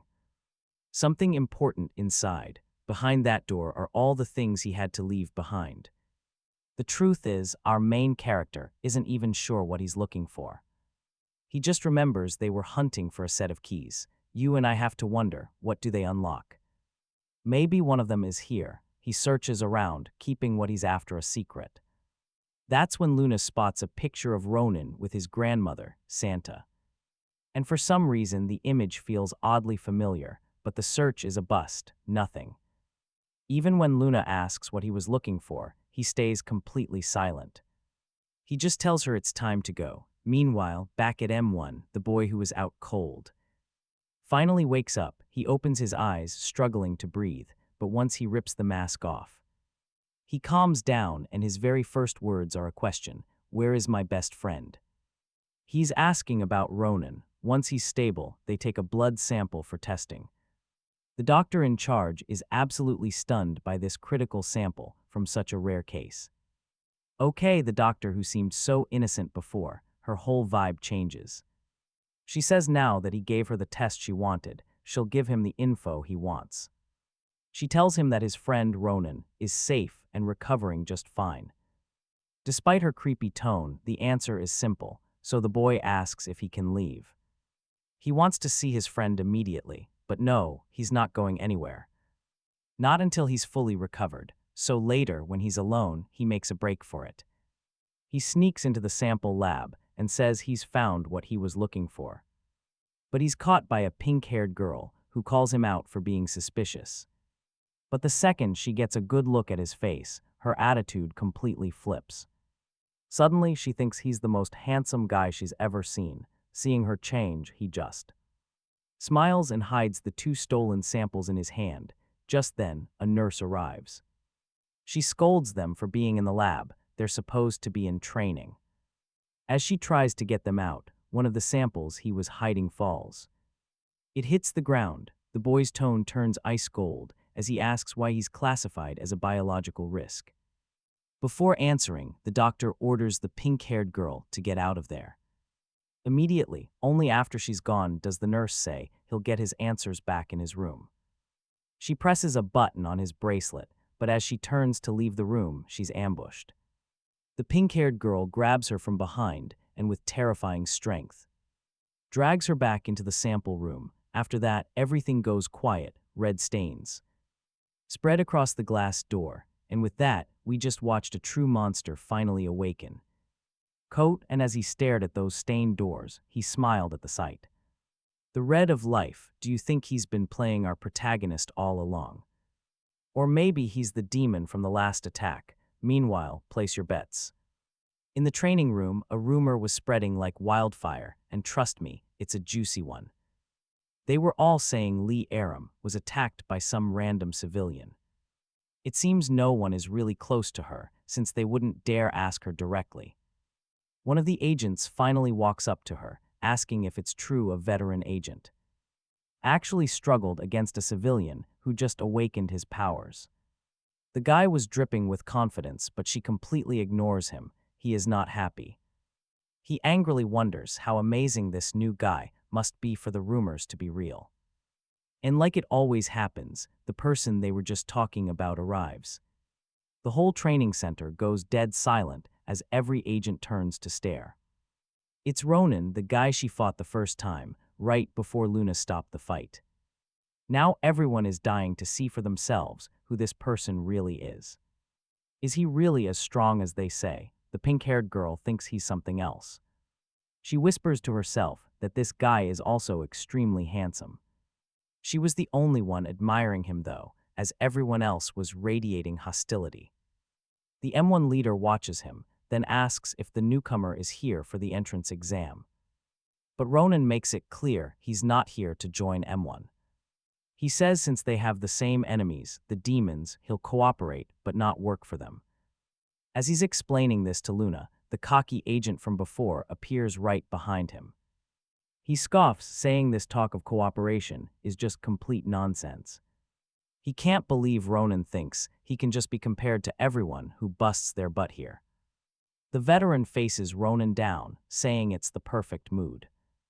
To give a newcomer a proper beatdown, he says Ronin's gaze is ticking him off.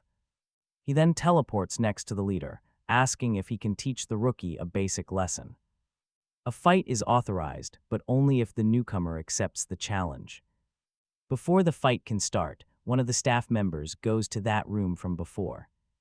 She opens the door, only to find the entire place stained crimson red. Pure panic, she sees the body on one side and the head on the other. Back at the training ground, the veteran insists that Ronin choose a weapon for the fight. But he refuses, stating that his fists will be more than enough. Now this attitude has the pink-haired girl absolutely swooning for him. She says she's ready to risk it all and immediately starts cheering for the newcomer. The people around them think this arrogant attitude is just like Lee Aram's. And since nobody likes Lee Aram, they are all extremely annoyed with Ronin. The veteran wants nothing more than to put this arrogant newcomer in his place. See, he was humiliated by Lee Aram before, big time. So doing this to a newcomer who's just like her, this is his sweet revenge. The second the fight begins, the veteran attacks in a flash. He's already behind Ronin. He boasts about his speed, saying he's too fast for Ronin to even see. And he's not wrong. Ronin can't track him with his eyes. He is unbelievably fast. The veteran says he's the best of all the speed-type users in M1, and then, after moving a dozen times, he tries to attack Ronin from a blind spot, but watch this. The newcomer dodges and slams his head into the ground like a meteor falling from the sky. One punch and the veteran is out cold. Ronin looks at his fist, thinking he actually held back as much as he could, but a teacher watching from the sidelines saw everything. And trust me, what he noticed changes the game. The new guy's eyes were closed the whole time. He fought purely by sound, and that is not normal. That's a move only a seasoned pro would pull. And you know who noticed? The pink-haired girl. She's instantly smitten and wants a piece of him. Both on the battlefield, and maybe off it. Meanwhile, Lee Aram watches the whole exchange. You see, Ronin was actually worried his strange mark would show up, so he had to close his eyes and focus everything he had on holding back. Looks like for now, he's got it under control. He really can manage his own power. Elsewhere, Lai watches all of this unfold, thinking that kid has changed so much, so fast. But while these combat tests are going on, Ronin's friend, and we're still not sure if he's possessed, was skulking around, hiding behind one of the doors, and for the second time, someone catches him completely off guard. Seriously, this kid is clueless. The person walks up, asking if he's a new recruit for the medical team. But then they see it, a red stain on his coat, right over the doctor's badge. Jaiwan knows instantly something is very, very wrong. At the exact same time, this is all going down in the human world. Over in the demon realm, Chen sits with a glass jar. Inside, a small monster is writhing. Something is about to break free. Chen just watches. He observes this dark creature emerge from the tiny monster, almost like an alien. And here's where it gets terrifying. He explains this little centipede can completely take over its host's body and even hijack their mind. This, he says, is the true horror of the shadows. We cut back to that poor doctor who stumbled upon Ronin's friend. Yeah, his fate was the same as the doctor who died earlier. Now, back to the training grounds, where maybe that veteran is sharing a similar fate since he's still stuck in the same spot. He hasn't moved an inch since that punch. Welcome. This is the exclusive continuation that only the most dedicated fans get to see. Ronin starts to get a little worried, looking at the guy's condition. That's when Luna asks why he's staring. She tells him not to worry. The medical team will handle everything in a flash. But as our potential couple is talking, Lyram over there finds the whole thing hilarious. So Luna fires back, asking what's so funny. Of course, she's trying to defend Ronin's honor. The two girls start facing off, and Ronin is just stuck in the middle, confused. But the crazy pink-haired girl, she's all for it, and just as this little drama is unfolding, the installation leader himself walks over. He tells Ronin that based on that incredible display, he must have some kind of psychic power. And with some intense training here, he could become way stronger. But their conversation gets cut short. Because every single security alarm on the base starts blaring. It's an intruder alert. And let's be real, everyone's shocked. It's supposed to be impossible for anyone to get past the security system here. Immediately, people start wondering if it could be monsters. And Ronin's first thought is terrifying. Did those things follow me here? The base leader doesn't hesitate. He yells for everyone to get into combat positions. All non-combat agents are ordered to evacuate the area. But our main character tells the leader he can fight too. The man just shuts him down, saying to evacuate with all the other civilians. Ronin doesn't back down. He insists his power could make a huge difference. All right, you're going to want to see this. Get ready. The base leader argues that no one knows Ronin's face, which would just confuse the other agents in the middle of a fight. But that's when Luna steps in, suggesting she'll take Ronin. Stuck outside, no clearance to get in or out of the base. But then this wild girl says she can totally escort the handsome boy outside. People immediately start calling for the boss, who is clearly the main man. The boss gives the order, the crazy girl takes Ronin out, and Luna heads to the combat post. The girl C just grins and says not to worry, she'll protect her handsome boy. With a sly smile, she tells him to follow her. Meanwhile, the entire base mobilizes, hunting for the intruder. Everyone is in combat-ready positions. As they search, they find their first lead. Inside the laboratory, there's a body, the first confirmed victim of this invasion. Walking through the corridors, Ronin asks the girl if the base has ever been invaded before. She says yeah, but it was a long time ago, way before she got here. Anyway, she tells him not to sweat it, she's got his back. She'll protect her handsome boy, just as long as he thanks her properly later, alone. Now you and I can see the gears turning in Ronin's head, if this has never happened before. Why now, on the exact day that he showed up? The timing is way too convenient. And just then, walking the halls, Ronin bumps into his old friend. Seeing him for the first time since the accident, he's completely stunned. The boy Yunyang gives him a quick hug. For a split second his face is cold, then it's all smiles. He puts on a happy, cheerful act, thrilled to see his friend again. The crazy girl realizes this is the other handsome boy she met at the clinic. She can't hold it in, declaring she has two handsome boys now, and she's never been happier. She was just in the middle of enjoying a sandwich. Yunyang cuts in, telling Ronin this is no time to be messing around. The alarms mean one thing, it's time to evacuate. But the wild girl is even more pumped now, promising to escort both handsome boys out safely. Back in the security room, the leaders are watching the cameras. The footage shows the final moments before the chaos erupted. Now pay attention, because this is where the entire story flips on its head. The person who started the attack, a member of the medical team, is gunned down on screen. He tells them to zoom in on the face. A closer look confirms the impossible. It's the same boy who died and was mysteriously resurrected. They finally have their culprit. The order goes out, find this person immediately. But there's a problem. That person is currently with Ronin and the flirty girl. She leads them to a security room in Sector 1, promising they won't be attacked there. She says she'll go grab them some water, telling them to wait right here. His friend says that they're finally safe, but Ronin, he isn't so sure. He was told his friend was being treated in a secret, secure location. He never imagined that place would be here, in M1. Ronin asks if he's really okay. After all, he was seriously injured back then. Ronin adds that it's a miracle. No one expected him to recover from that massive chest wound. Our hero accepts this, saying he's just glad he survived. From now on, Ronin will protect him. He promises Ronin is dead serious, but then his friend asks a chilling question. You'll protect me. Are you even capable of protecting me?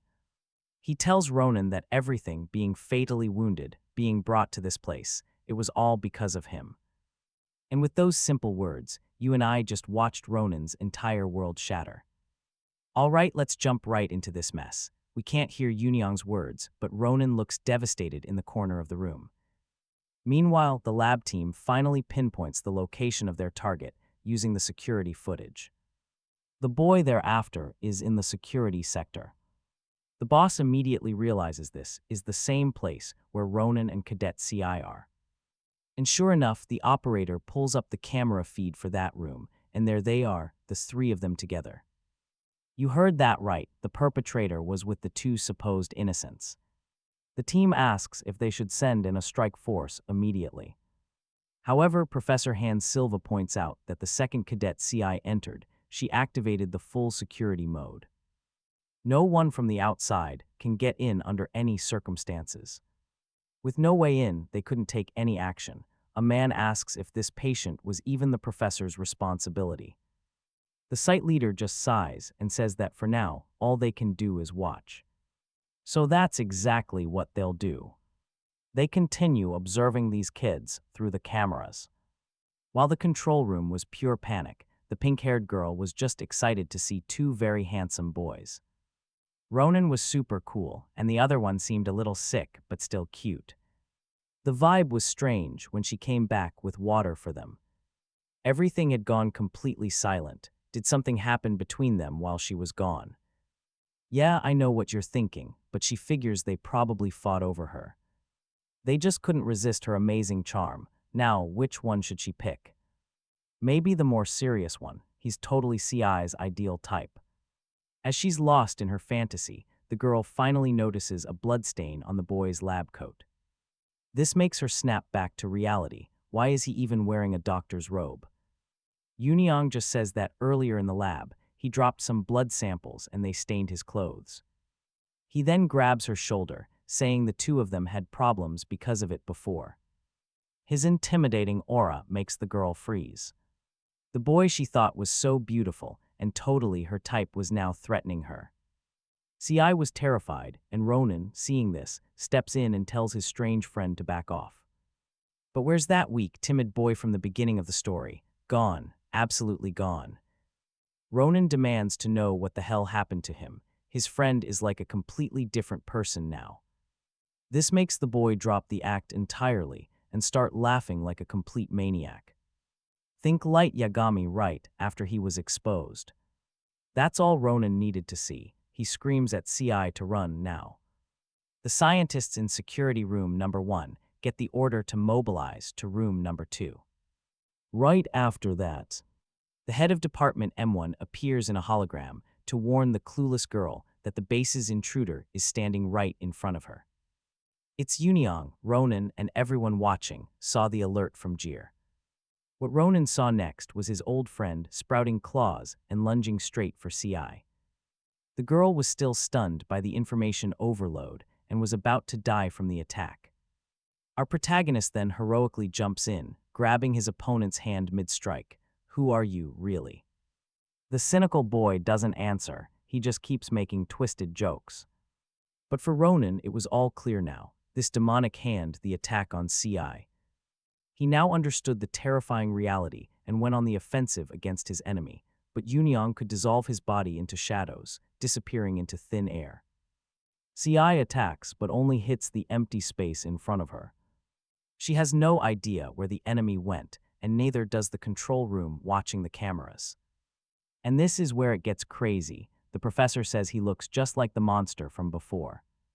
The school incident. Could this student actually be controlled by that monster? Let's see what the team thinks, because this possibility is terrifying the professor. They demand to know how she's so sure a monster could even parasitize a human. But Jae-Huk believes her, saying if a monster that powerful exists, they'll be raising a demon with their own 2 hands. The woman recalls something. She believed Yin-Yang was a special case, a perfect target for research.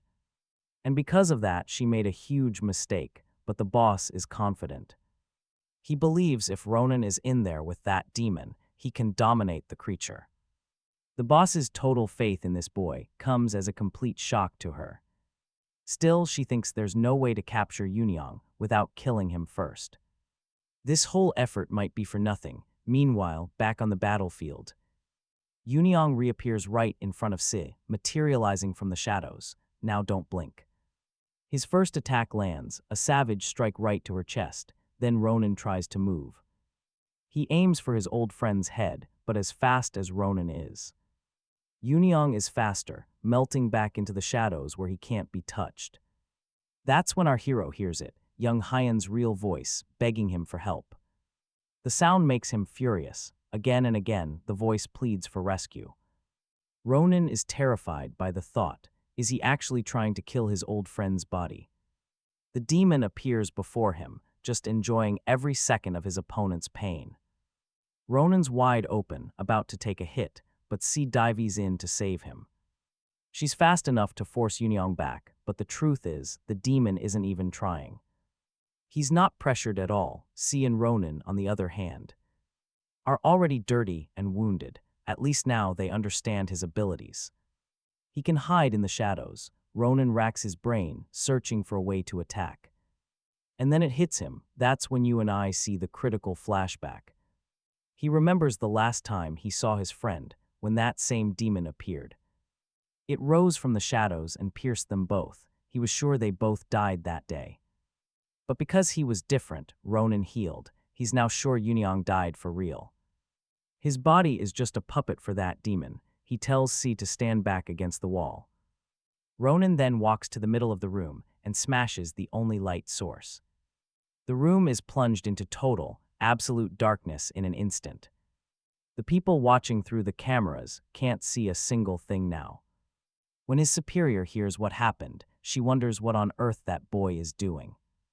A move like this should only put him at a huge disadvantage in combat. But inside the pitch-black room, Ronin knows exactly what he's doing. No light means no shadows for the monster to hide in. Yunyong just laughs, questioning him. He taunts him, asking if he really thinks he can find him in the dark. He scoffs at Ronin's old promise to protect him, calling him arrogant. But while the demon tries to provoke him, Ronin is only remembering one thing. That test fight when he closed his eyes and relied purely on his instincts. All he needed to do was feel the monster, not see it. If he could feel and hear it, he could find it, and just like that, he does. His senses sharpen to an impossible level, his demonic eyes flaring to life. The monster is still confident, absolutely sure that he can't be located. And you and I get to see his worst nightmare appear right at his side. That fist connects hard. To finish the job, but Yunyong never expected to be caught in the dark, and now he's eating a full-on Gaomu no Gatling. After the flurry of blows, Ronin lands a kick square in his chest, slamming him right into the wall. And you know what that means. He spits up a mouthful of blood. The thing possessing Yunyong is now begging for mercy. Is he really going to kill his best friend? Ronin just scoffs, "Friend, don't make me laugh. Yunyong is long gone. You're just a parasite using his body." Ronin's fury is so intense his icy aura floods the entire room. The demon realizes something. Unlike last time, Ronin isn't weak anymore. He's in complete control of that one sun-controllable power. Before it can even think of another plan, it knows it has to warn Qin about this. But unfortunately for the demon, in just a few seconds, it was completely frozen solid. Just from his aura alone, his body was turned into an ice statue. Without a second of hesitation, Ronin shatters Yunyong's body. The light from this battle was picked up by the security cameras. They saw a flash of blue light emerge and then explode, and trust me, this got the research chief's attention. Ronin had just obliterated the demon inside his friend. The body turns to ash and disappears forever. In that brief, sad moment, Ronin realized Yunyong can't even have a proper grave now. He'll never be able to find peace, even in death. It's a cruel fate for someone who never did anything wrong. When the department head finally gets the security door open and rushes in, all they find is a room colder than a freezer. It's like it snowed inside. She asks if everything's okay. Ronin just walks past them, cold and silent. He doesn't say a single word. He just leaves, carrying a sadness so heavy you could feel it just by looking at his back. A little later, the M1 leader calls a meeting to figure out exactly what just happened. The head of research explains the deal with Yunyang. On the day of the incident, the real Yunyang was already lifeless. She knew a monster had taken over the student's body. The thing is, it's impossible to get samples from demons since they turn to ash when they die. She thought this was the perfect chance to finally get a sample from a live demon possessing a dead body. Her mistake was getting careless because at first, the kid seemed completely harmless. Then out of nowhere, he went wild. And now we have this whole mess. The agents then ask, why possess that normal kid? The M1 leader explains that Yunyang was Ronin's friend, and you and I both know what that means. The demon used his body just to get close to Ronin. Jae-hyuk confirms it, the demons are definitely targeting Ronin. Now the big question is, what's so damn important about him? While they try to puzzle it out, Ronin was still making his way out of the M1 base. On his way, he was thinking about the exact same thing. That demon was after him. If they can possess people, then he can't trust a single person around him anymore. As he was walking, lost in his dark thoughts, Lee Aram was waiting for him. She asks why he hesitated to finish off that demon. The question was so absurd, Ronin didn't even answer. The girl pushes, saying if he hadn't hesitated, he wouldn't have gotten hurt. He just walks right past her and says one thing that should explain everything. Yunyang was my friend, and for any normal person, that would have been enough. But Lee Aram wasn't satisfied. The girl insisted, saying it was just a demon in a corpse. There was absolutely no reason for him to get emotional over it. And hesitates, and oh man, this girl is making me nervous. Are you feeling this too? Ronin pulls his arm away, looking like he's about to snap at any second.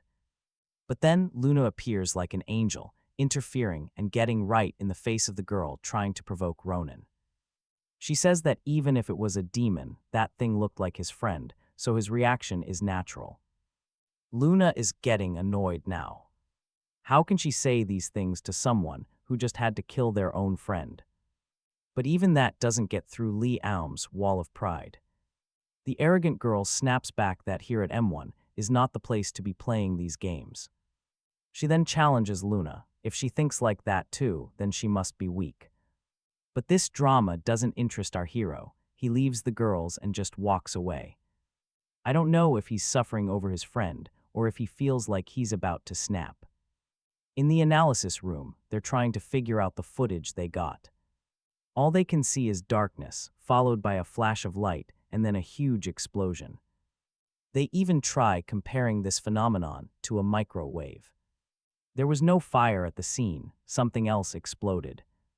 But what seems to be messing with one woman's head is that there was an explosion at the location, but the walls actually froze instead of burning. Thinking about this, the teacher realizes Ronin's ability might be freezing fire. Let that sink in, she's completely blown away. She never imagined a superhuman could have an elemental ability on that level.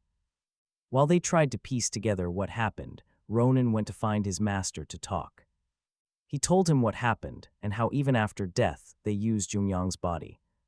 Something so unbelievably cruel. Ronin was there to just vent his pain. Every time he kills a demon, another appears. He needs to understand why this is happening. How long will this go on before he dies? He demands an answer. He asks his master what they want. Does he know anything? The old man listens thoughtfully, then says it's time for him to know the truth. He stands up and bows to Ronin. The boy has no idea what is happening. The old man says he's showing respect. As a soldier of Khan, he must respect the son of Khan, the successor who holds the king's authority. Ronin is completely shocked by the reality crashing down on him. The man explains that the demon land was destroyed after the war, consumed by flames. At that time, enemy soldiers stormed the castle, and the duty of all soldiers like him was to protect the king. Muzin was Khan's personal royal guard in his castle. On the day of the attack that set fire to everything and destroyed the demon world, he was unable to fulfill that duty. the younger brother of the king, couldn't accept the king's choice to marry a human and have a child with her. So his brother plotted an attack to dethrone him and take the title of king. The two brothers then engaged in a fight that shook the entire demon world. Khan was incredibly powerful. However, his brother used cowardly strategies to get an edge in the fight, seriously wounding his brother before it even began. His royal guards couldn't protect the castle and fled with the other soldiers. Muzan escaped the demon world and has been hiding among humans ever since. That battle between the king and his brother was just too threatening for them. And after Khan's death, they lost all hope. Muzan tells him that Santa, Ronin's grandmother, was among those military troops. You and I know this is just the beginning. That he's the son of King Khan, and Sana brought him to this world just to save him from being executed by the usurper. And now, you and I finally get the whole story from the old man. Before, he just thought the boy was a normal demon child, but then he saw it. He realized Ronin was the prince when he saw them, blue flames that never extinguish. This is a legendary power among demons, the unmistakable symbol of the true successor to the demon world's throne. But Sana never told Ronin a single thing. He knew nothing about his own legacy. The man continues, explaining the tragic history. A usurper stole King Khan's throne and now must eliminate any threat to his power. He wants to kill the old king's true successor and steal the one thing that will secure his rule. The key to the throne, only then will he become the true king of the realm, and that, you and I now realize, is why every demon is hunting Ronin. The old man says Ronin holds the fate of both races in his hands, which is why he absolutely cannot die. We realize these are flashbacks to that talk, because now we see our hero running hard in the pouring rain. He's trying to hide his tears, thinking only that he has to get stronger. Stronger and ready to accept his new responsibility. We flash back to that night, the castle being torn apart. And there's our hero's mother. Just a human, lost in the demon world with her son in her arms. All she could hope for after her husband Khan's death was that she and her son would be next. Then we jump back to the room. This author loves his time skips. The old man continues the story. He thinks Sana wanted to delay this war for as long as she could, just so Ronin could have a normal life. Because when they find out he's the key, he will never know peace again. And on that night, Muzan returned to the castle, assuming everyone had been burned to ash with the king. He and his soldiers decided then and there to flee to the human world. You see, the king's power is the key to opening and closing the rift between worlds. When Khan died, they scrambled to pass through it before it closed for good. And Ronin's power is that very same key to the portal. That's the other reason the new king wants Ronin, to rip open the rift and attack the human world he despises so much. The man says if this happens, the current king and all the monsters from the demon dimension will pour onto Earth. And there's no doubt the king plans a complete extinction of the human race. So we're back with Ronin in the rain. He now knows he is the key to the destruction of this world. The very power he's trying to master is the same power that can tear open the rift between two worlds. On the other side of that rift, demons stand watch. The current king arrives to see why the entire gate is shaking. A servant explains that the gate is resonating with the key's power, and this only started happening recently.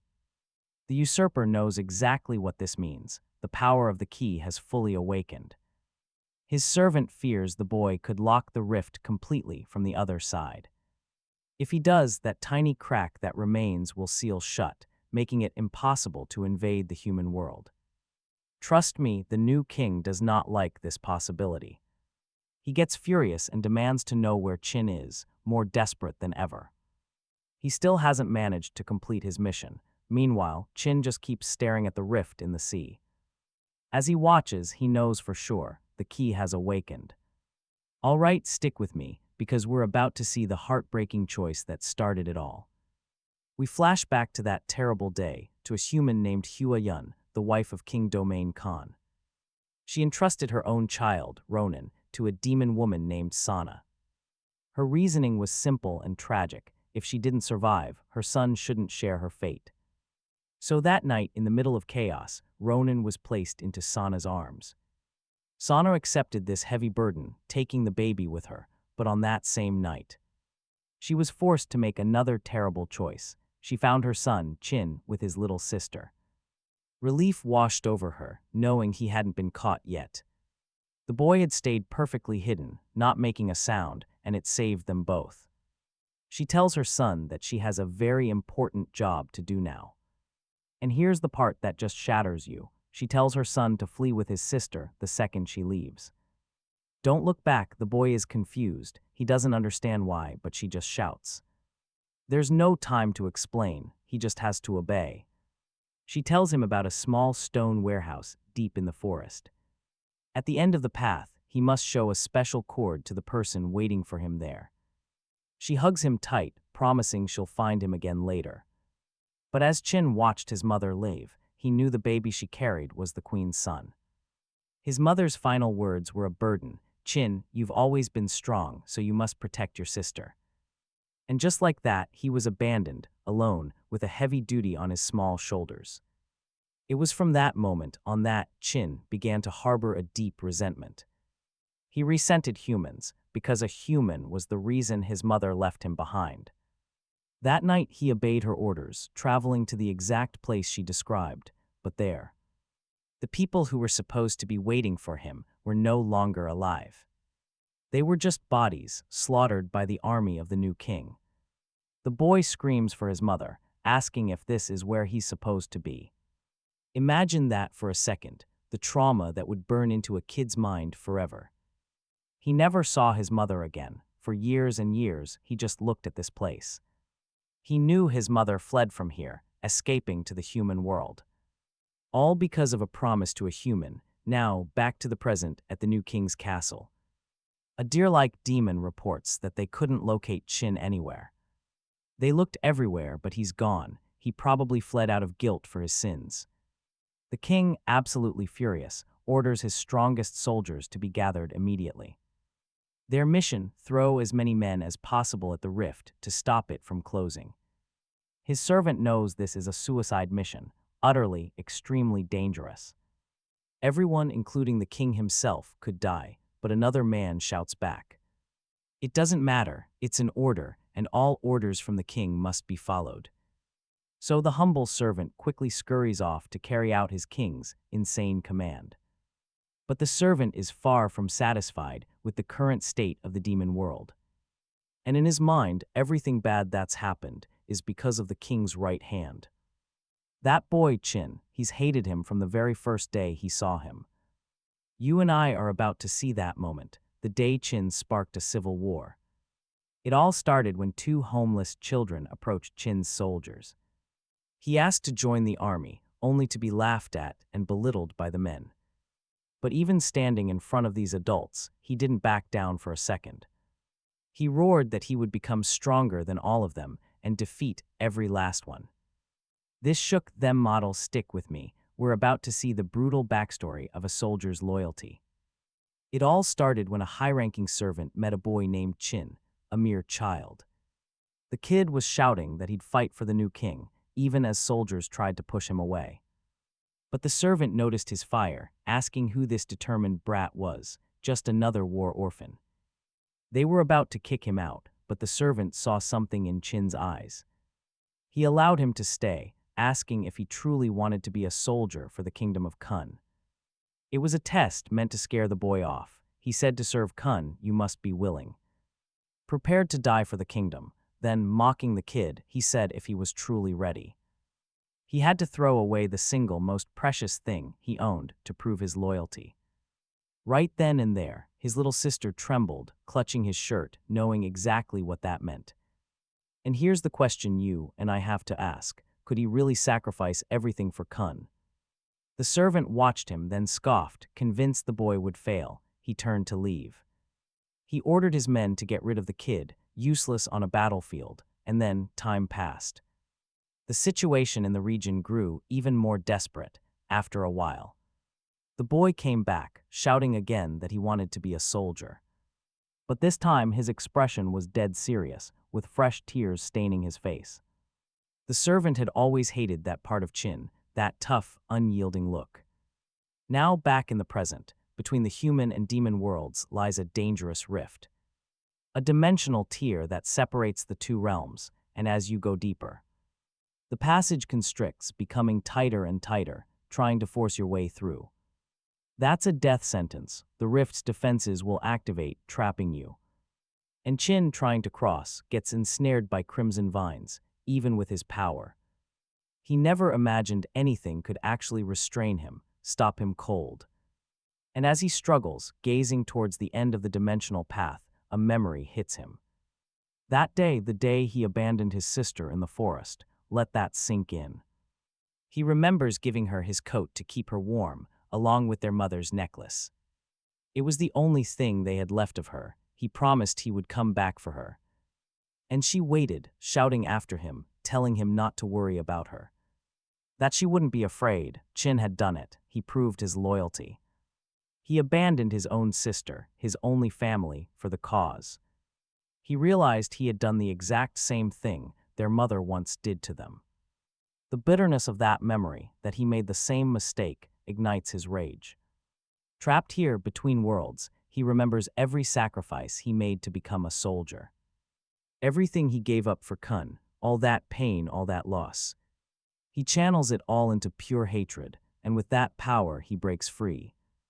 Meanwhile, in another part of the world, Ronin feels he needs to get stronger. He knows he's the key to protecting this world. That's when he spots a lone butterfly. Flying in the dark, it felt strangely familiar. He returns home late that night. After a brutal training session, he finds Luna still awake, waiting for him. She asks where he's been and reminds him they have to be at M1 early tomorrow. Ronin is curious, though, wanting to ask about what she said earlier. About her being his guardian, but she just brushes him off, saying she's going to sleep. He gets completely ignored, and for some reason, he doesn't push it. He just lets it go, deciding not to press the issue for now. All Ronin can think about is that day Luna told him not to be afraid. Alright, let's jump into the classic dilemma. One guy, two girls, and a whole lot of drama. The pink-haired girl runs straight to the hero, who saved her life that day. She happily asks if he missed her, but Luna, Ronin's actual guardian, steps in to block her. This little pest is so short that when she's lifted, her feet can't even touch the ground. And just like that, the two girls get into a heated argument right there. Ronin asks if she's his girlfriend or something, which only makes things worse. The two of them face off, while he stands there completely lost. Their little show gets cut short when the teacher finally shows up. Unfortunately for Seihei, she's not getting any closer to our protagonist today. As she's dragged away to the training room, she shouts out words of love. After she's gone, Luna breathes a sigh of relief. This girl is just clueless. But then the teacher orders Luna to the training room as well, leaving Ronin all alone. The woman asks Luna if she thinks she's his guardian, sticking to his side everywhere he goes. The question seems innocent enough, but there's a definite edge to her voice. Luna says he isn't registered yet, so it would be a good idea for her to be around. But the head scientist isn't having it and orders her to leave immediately. She makes it clear that Ronin's safety here is not her responsibility. He tells Luna it's fine, that she should just focus on her training, but she looks worried. And yeah, you and I both know that look. She knows something we don't. Ronin is immediately taken for tests, digital scans, blood samples, the whole 9 yards. He wonders just how many liters of blood he's about to lose. After running him through every test imaginable, she takes him to the Onin chief. He explains it was all for his biometric information registration, giving him base access. Ronin immediately asks if they managed to find anything special about him. The woman says there was nothing out of the ordinary, but our hero isn't convinced. He's worried because no matter how much she downplays it, something feels wrong. The woman's words are just plain suspicious. She says he's simply very healthy. As powerful as he is healthy, and that's all. After a long day, Ronin slips away at night. He goes to see his master and tells him everything about his training so far. He also explains why he joined the monster hunting organization in the first place. His goal is to gather any information he can about the monsters. Every little piece of intel will be useful for facing those creatures. Now pay attention, because this is the moment the entire story shifts into high gear. Muzin will now help Ronin, telling him to call him by that name, the one monsters gave him. He reveals he was Muzin, a royal guardian from the fallen kingdom of Khan. Muzin says he must now gather the other soldiers of Khan who crossed over that day. Those who sought refuge in the human world will rise again when they learn Khan's son lives. As his strength grows, they will rally to him on this new earth. When everything is ready, they will join him on the battlefield and support his path to the throne. Muzin bets his very life that he will make the son of Khan the new king. At that exact moment, under a full moon, a lake somewhere glows an eerie red and then explodes. A warrior who follows the principles of Itachi has finally crossed over to the human world. His name is Shin, and he is determined to destroy Ronin, the one he blames for his mother's abandonment. Meanwhile, in the demon world, something strange is happening. The villages are becoming empty. They whisper of a new king who must pay a heavy price, and with that, we're left hanging for the next chapter. All right, stick with me. We're jumping right into a huge mystery. An entire town vanishes. One rumor says they were dragged into the rift, a place no one ever returns from. Anyone who goes in gets killed, but then one of the soldiers spots something. A set of tracks leading directly into the woods, and that's not the only story. Another rumor claims the residents saw a blue butterfly right before they disappeared. All on the same night, the king's advisor wonders if it's remnants of the old regime. Or maybe the villagers themselves have regrouped in the forest, plotting an attack. The last thing the new king needs right now is another enemy force rising up. So he gives the order, search the forest from top to bottom. Find out what's happening in there, and watching from above, a single blue butterfly. We cut back to the human world, where a couple is watching a bizarre news story. A mysterious blue butterfly was seen emerging from the water, like a fish. The strange insect is captured. Shin crushes it instantly, saying it came through a portal and that it was being used for spying. He orders his man to follow, not to kill. Just track the target. Meanwhile, Luna is walking at night when she senses someone. Now pay close attention. She knows she's being followed, but can't see or sense a thing. Her plan is simple: lure her stalker into an empty area and ambush them. At the same time, Ronin is on a bus when he spots her going the wrong way. Her home is in the opposite direction. Where could she be going so late? Then he feels it. A demonic presence. He doesn't hesitate for a second and hits the button to get off. The monster loses sight of Luna for a moment, just as a huge steel bar drops. But it's blocked with ease. The creature then transforms into something horrifying. A massive monster with the body of a snake. Our girl just says she already knew. She expected a monster, but the real question is, why was it following her? The creature communicates, hissing that she knows exactly what it wants. Then it strikes. Luna is insanely fast, running right up the snake's tail to get close, but she's caught. The monster grabs her wrist and slams her violently into the ground. After a hit like that, she appears to be completely knocked out. The monster smirks. He says he expected more from the blue butterfly group, so where's the key? Luna seems unconscious. Then, a red light begins to pulse from her body as her claws emerge. And with them, she shreds the monster's tail into pieces. Her true form is revealed. Cat ears, multiple tails. You and I are looking at Ari, the legendary nine-tailed fox. The snake demon is shocked. She's supposed to be in northern Lonia right now. He snarls that if she won't talk now, she'll have no choice after he defeats her. He tries to attack again and again, but she is just way too fast. Furious, Ari unleashes a power eerily similar to her mother's. Even the marks are the same. And the way she uses them is identical. The snake demon realizes she's not just anyone. She's a high-level demon. He decides right then, a creature like her can't be allowed to live. She's too dangerous. Even if it means defying Shen's orders, he's going for the kill. Ari attacks fiercely, trapping the monster. She tries to end it with one blow. To slice it to bits with a single strike, but her claws just aren't strong enough. They can't break through. In an instant, she's caught, about to be swallowed whole. She holds on to the creature's massive jaws, just one bite away from being its next meal. One of its fangs grazes her skin, and a single drop of venom drains all her strength. This looks like it could be the end for our waifu. Then, a familiar voice calls her name. Model looking back, she sees him. Ronin, but why was he here? Pure terror floods her. She screams that she can explain, desperately hoping she'll get the chance to. But Ronin frees her from the snake demon's fangs. Stick with me, the reason why changes everything.